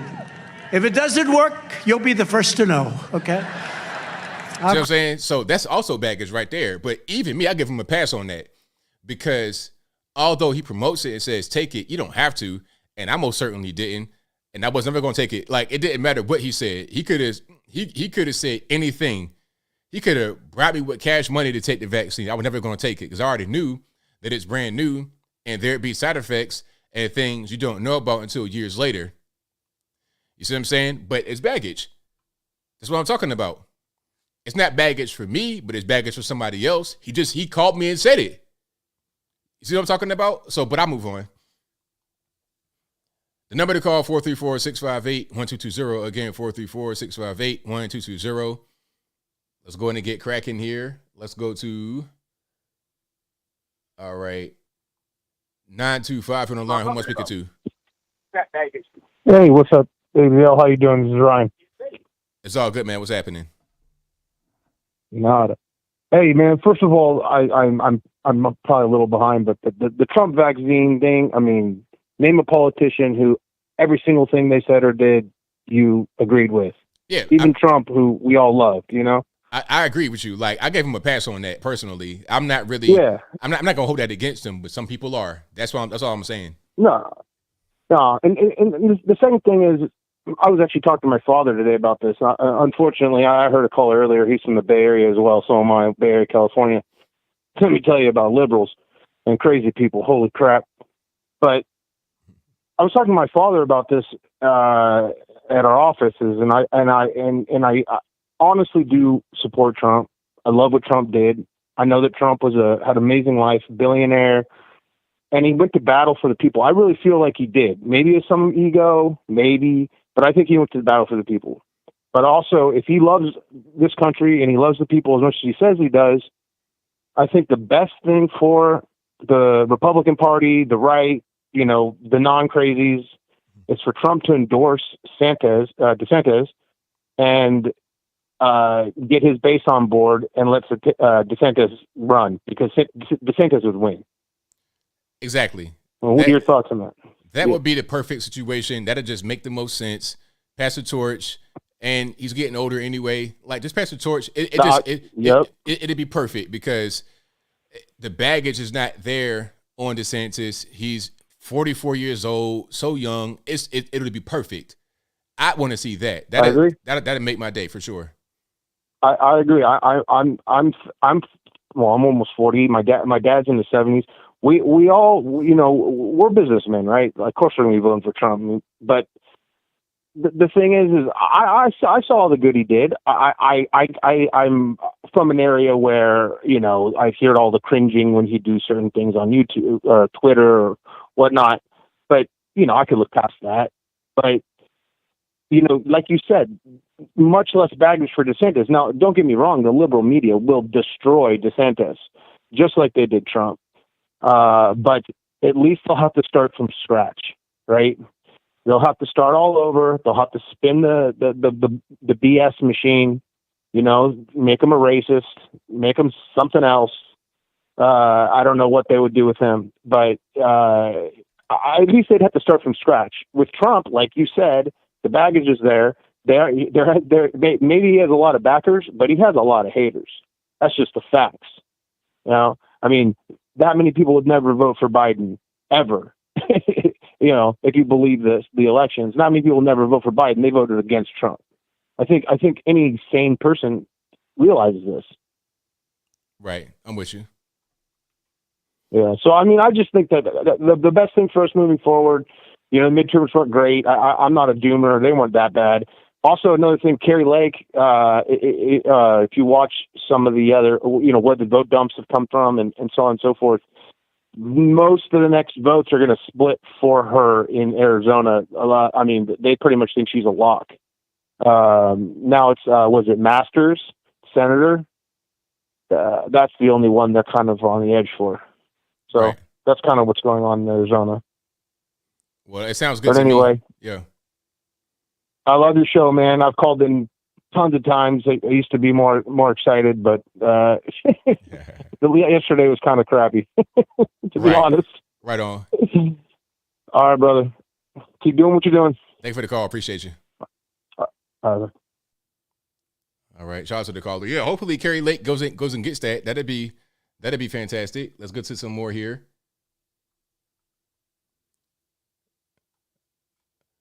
Okay, you're on loudspeaker to 817. Hello? Yes. Oh, hey, we all, you know, you hear me? We're live, but turn the stream down in the background for me, please. All right, got you. Hey, ABL, this is D from Texas. All right, man, what's going on? Hey, I've been listening, you know, everything you've been saying, and, you know, I think it's pretty spot on. I appreciate everything you do.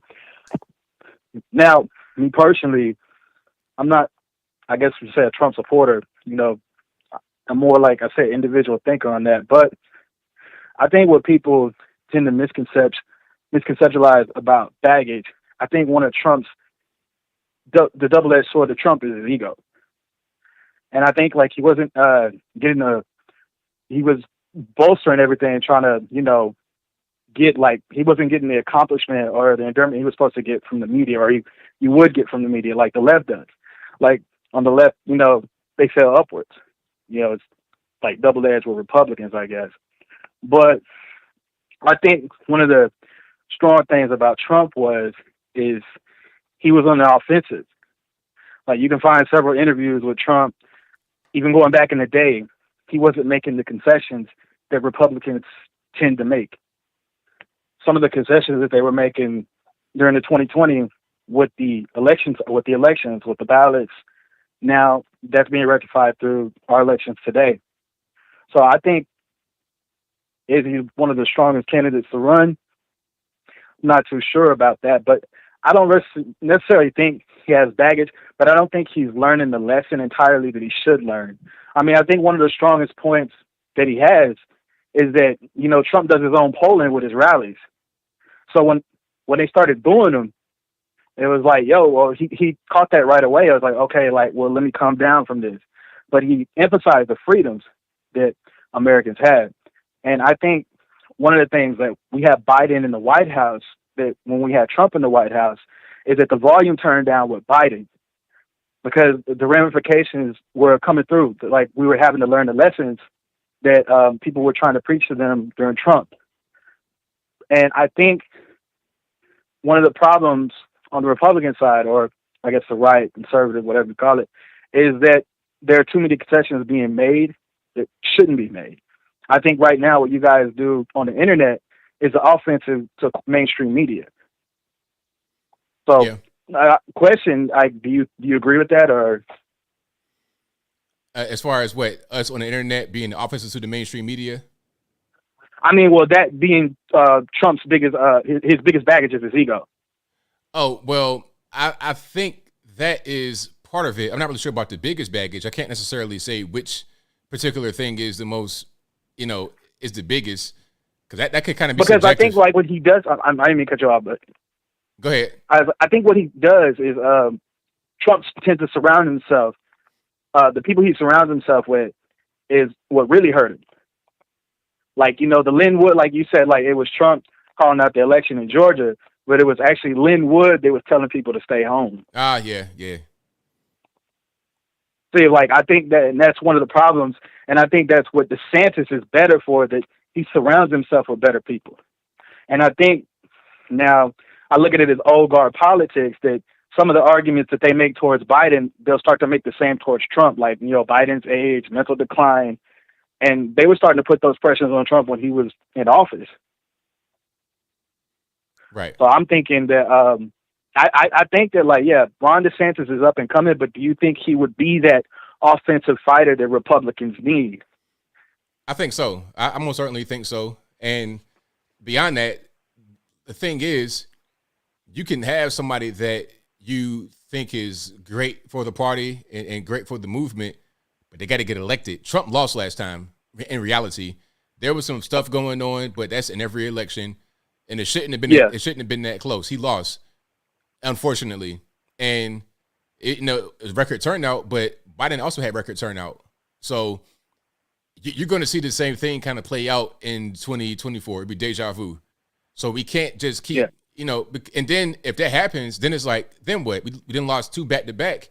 And meanwhile, we could talk about things that have happened, the things that didn't go the way it's supposed to go, and fraud and whatnot. But life goes on. The government goes on. And we keep printing and spending and printing and spending. We keep having the border be wide open. So we got to do things that are just going to stop all that and actually have success. Yeah, I agree. I hear that. But I think Republicans are getting a better ground. I think we have a better ground game coming up rather than the federal office right now, because I think really when on the federal level, it was basically Republicans that rearguarded Trump. I mean, we say Democrats. I mean, you can expect Democrats to be Democrats, and that's one of the things that they have is that collective realm of things. But like I said, with Republicans, with the concessions I think that they make is like, well, there comes that divide, that divisiveness. And again, Trump's ego, the taunt he made to DeSantis, like, I didn't think too much of it, but I didn't think there was anything to be gained from it. Right, exactly. I just looked at it as Trump being Trump. Yeah. But man, I don't want to keep you all the time, man. I appreciate you what you do, man, and I've been listening all the time, man. Keep it up, man. Thanks for the comment. Appreciate you. Mm-hmm. All right, shout out to the caller. And the phone lines are jam-packed, so y'all please hang tight. Line speaker 2757. Yeah, Mr. Logan. Chesapeake Bob here. How you doing? It's all good, man. What's happening? It's been a little while since I talked to you. First of all, I want to thank you for your stream last night. It was very informative and exactly better than what they have on mainstream media. Oh, thank you, man. I appreciate that. I also wanted to, you've got a lot of patrons out here in the 757. And I want to thank all of them for getting out and at least voting that Elaine Warren out. She's that girl that sits on the January 6th committee.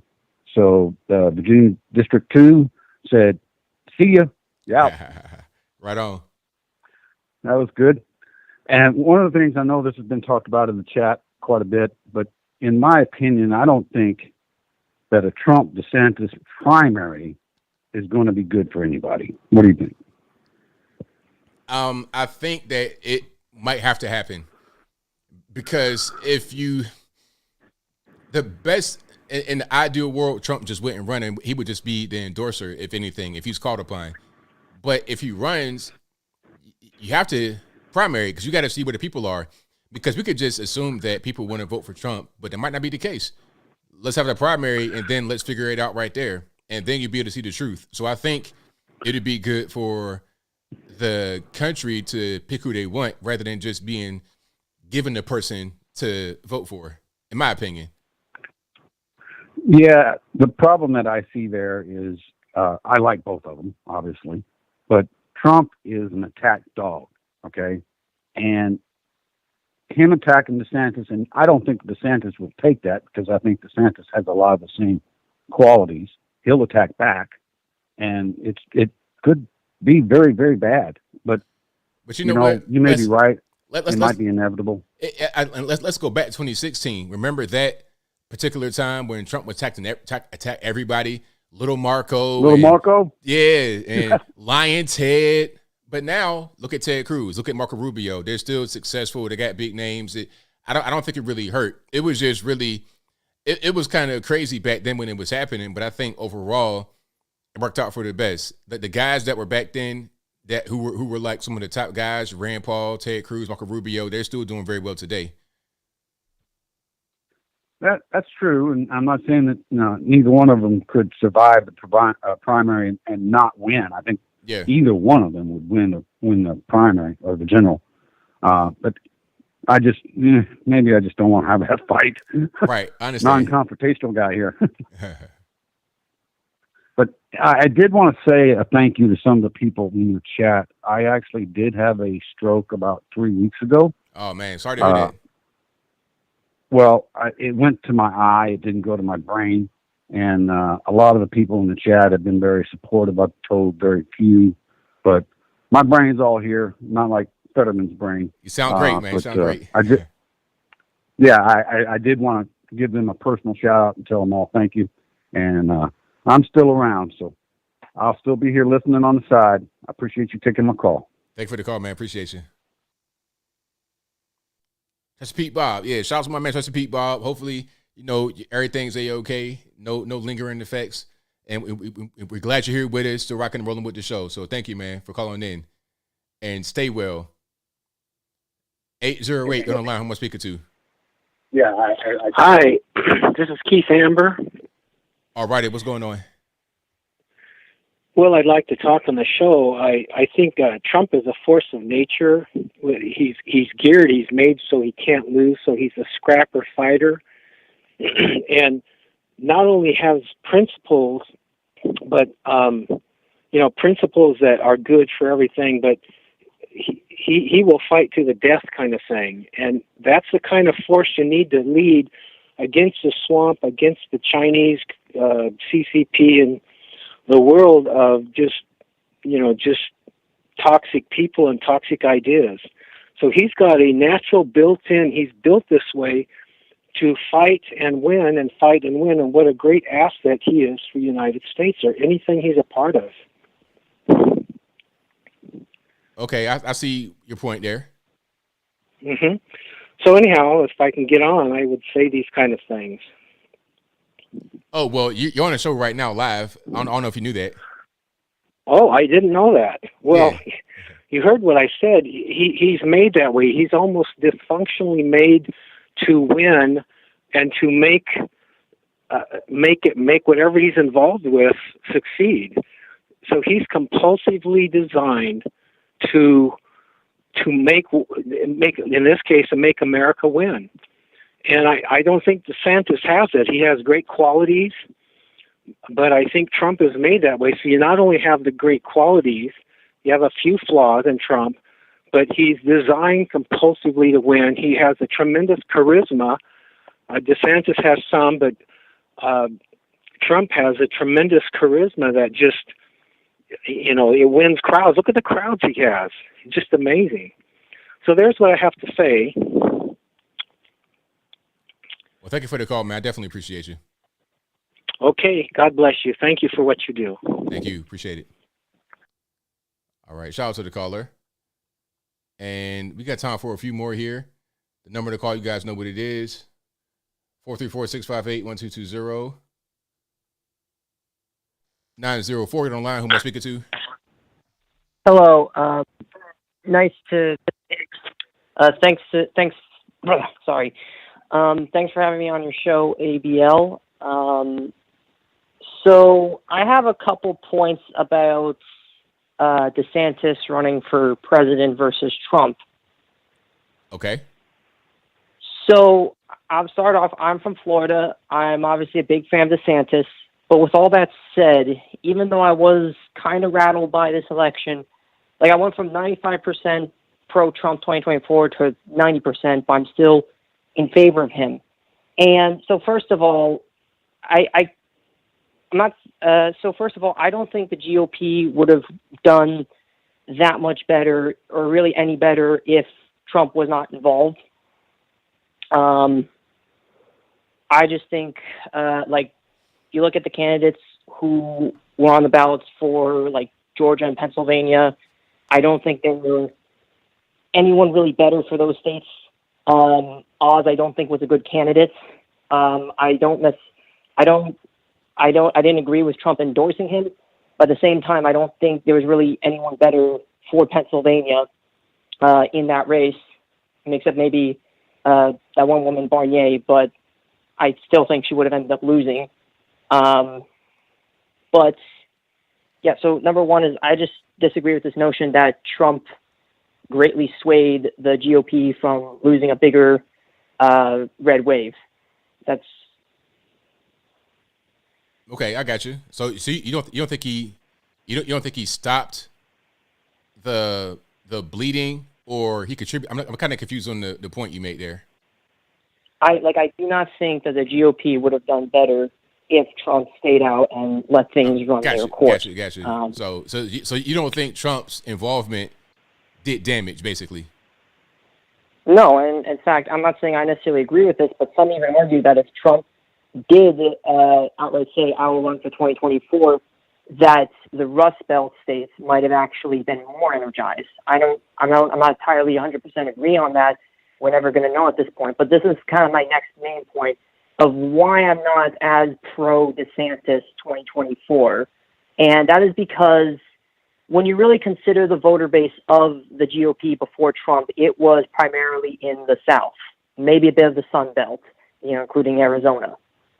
And then you had the West Coast, which was safe blue, and the East Coast, which is safe blue as well, and the Rust Belt, which has been more or less safe blue.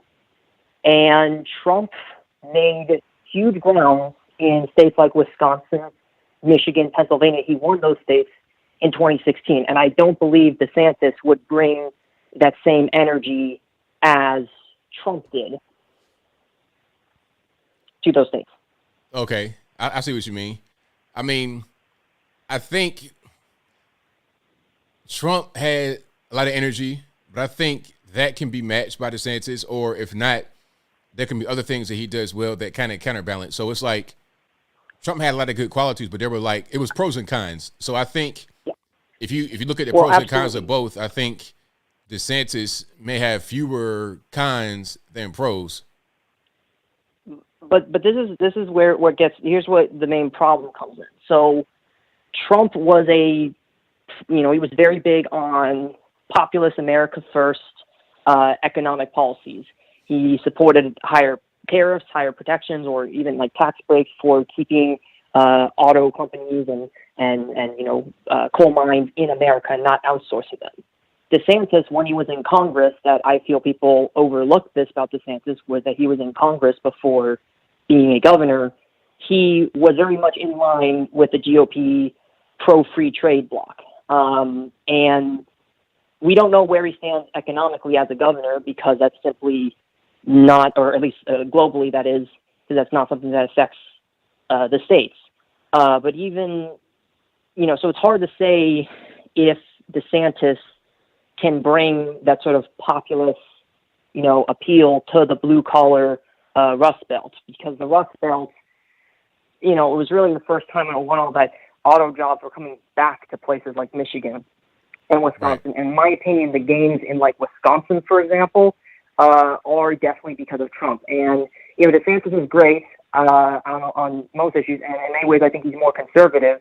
And I even think that if he runs against Trump in the primary, I don't even think it would kill his career, because it would say he's his own man, and he could also attack Trump from the right on many issues, because Trump, in my opinion, is not the most socially conservative individual.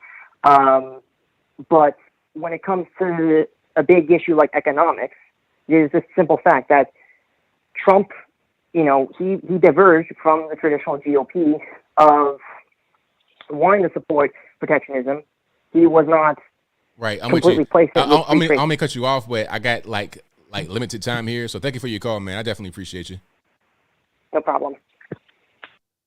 All right, I got time for one more call. Then I gotta wrap it on up. If you've been calling in all night, thank you for trying.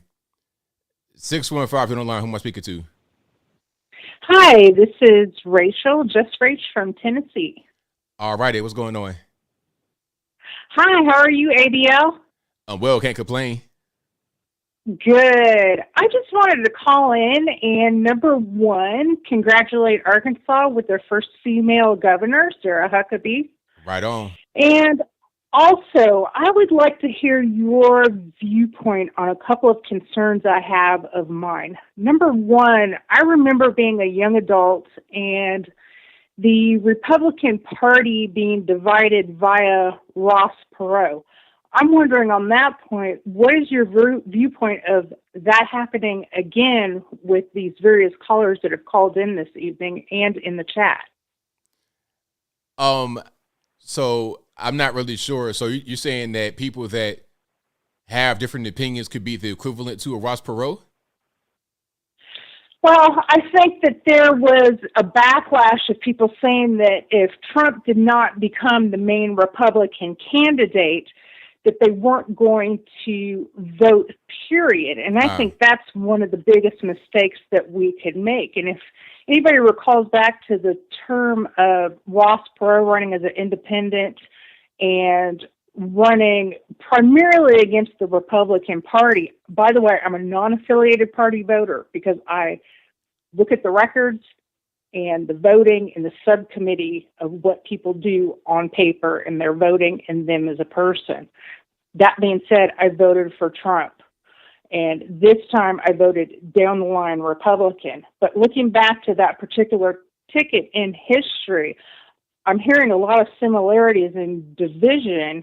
Ross Perot ended up going independent, and it basically split the Republican vote. So do you hear or see any likelihood of that happening again with a Trump or DeSantis running?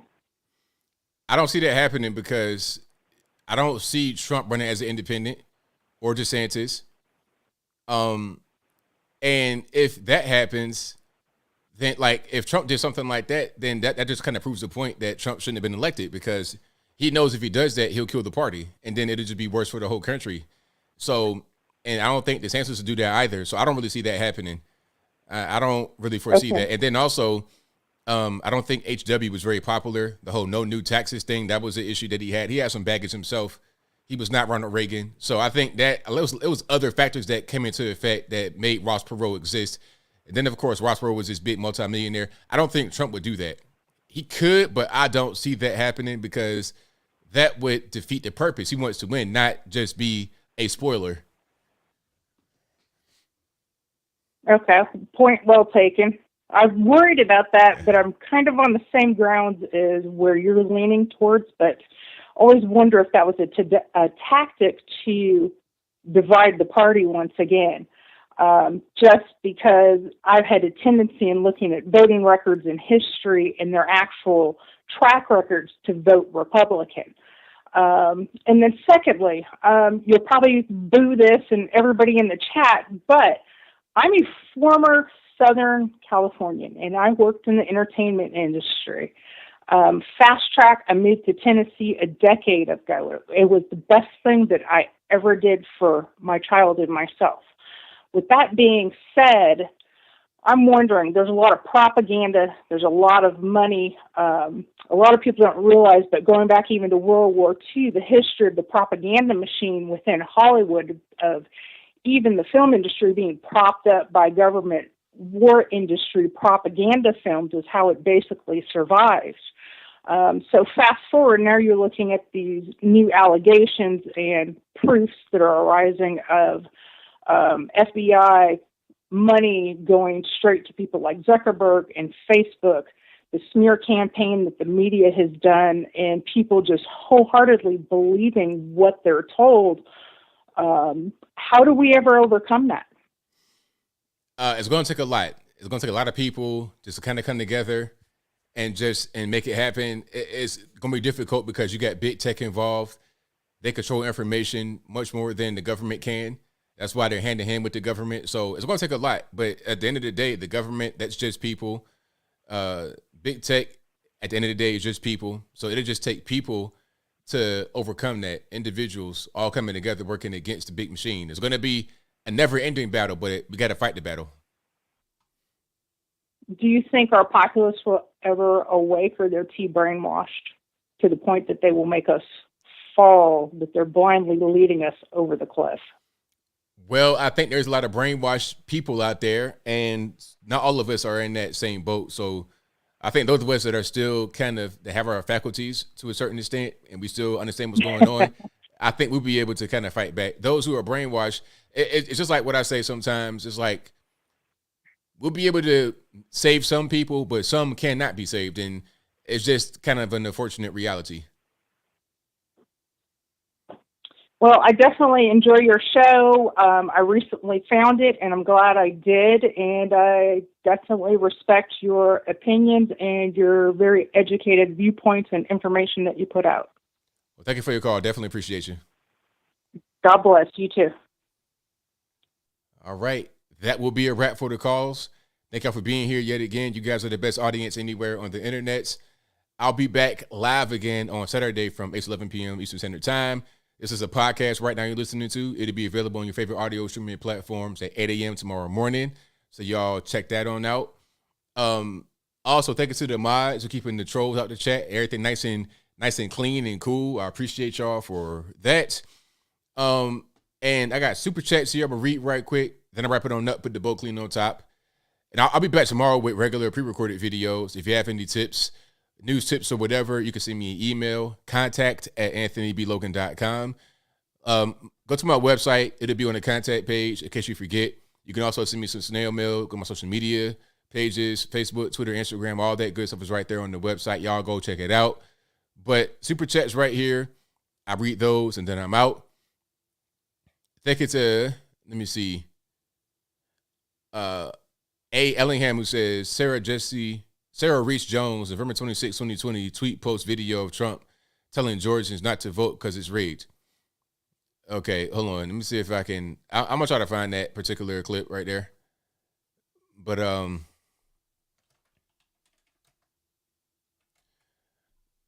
yeah, I'll find that eventually. Okay, also, and matter of fact, let me just do this here. I'll just do that. Okay. Thank you to Conservative Dragon 1776 who says, it's unfortunate Dixon did not win Michigan. And I know a friend that is a poll worker noticed a tabulator that was unlocked. Anybody could have changed the ballot. Thank you to Alien Testosterone, good name, boss, who says, just saying it will be Donald J. Trump, Marshall Taylor Green, 2024, mark my word. Way too toxic. But hey, if they run, I'll vote for him, but that's not going to be a winning combination, unfortunately. Thank you to my man, Killer Sushi 99, who says, hey, ABL, will Arizona ever get its election process fixed? I'm shocked every year at the level of incompetence. Hope to see that 1 million subs soon. Tell Ms. Logan hi for me. Thanks. Well, thank you for your comment. You know, I'm not married anymore, unfortunately. I put that out there. So I don't want nobody to, you know what I mean? But Arizona is just like that. A lot of states are like that. And I don't know what you can do to get rid of that corruption. Thank you to 365 Vintage Hunter, who says, thank you all for taking my phone call. Just remember, unity is what makes this country. Don't allow the fake news or fake media that is out there to separate us. Keep doing what you're doing. Thank you for that. Thank you to Easy Piece of Lemon Squeezy, who says, if you have time, look up YouTube. Matt Gaetz joins the Young Turks on election night. The meltdown starts at 11:05. That's what I wanted, a timestamp. Thank you for that. Give me that timestamp. We'll go ahead and just screenshot that right quick so I'm able to find that. Thank you to Kevin, who says, saw Tatum last Saturday outside of Chicago. Told him to listen to you as well as him every week. Would like to have you visit for an event. Hey, send me an email, man. Let me know what's going on with the event. And then we can go ahead and get rocking, man, if it makes sense. I love to go to Chicago or that particular area in a nice part. Yeah, I don't want to go to O Block and no bad parts. But thank you to Eric the Best, who says, a liberal said Republican for rich people, or liberals say Republicans are for rich people, and I told her they're for both. What do you think about that? Well, if Republicans are for rich people, why is it that Democrat mayors always are in these big cities with a lot of money, or in rich places? Santa Monica, California. Go to California, go to the really rich places, is all Democrats that run it. And you go to the more rural areas and places like that, Middle America, West Virginia, Kentucky, Ohio, is all Republicans. So how does it make any sense?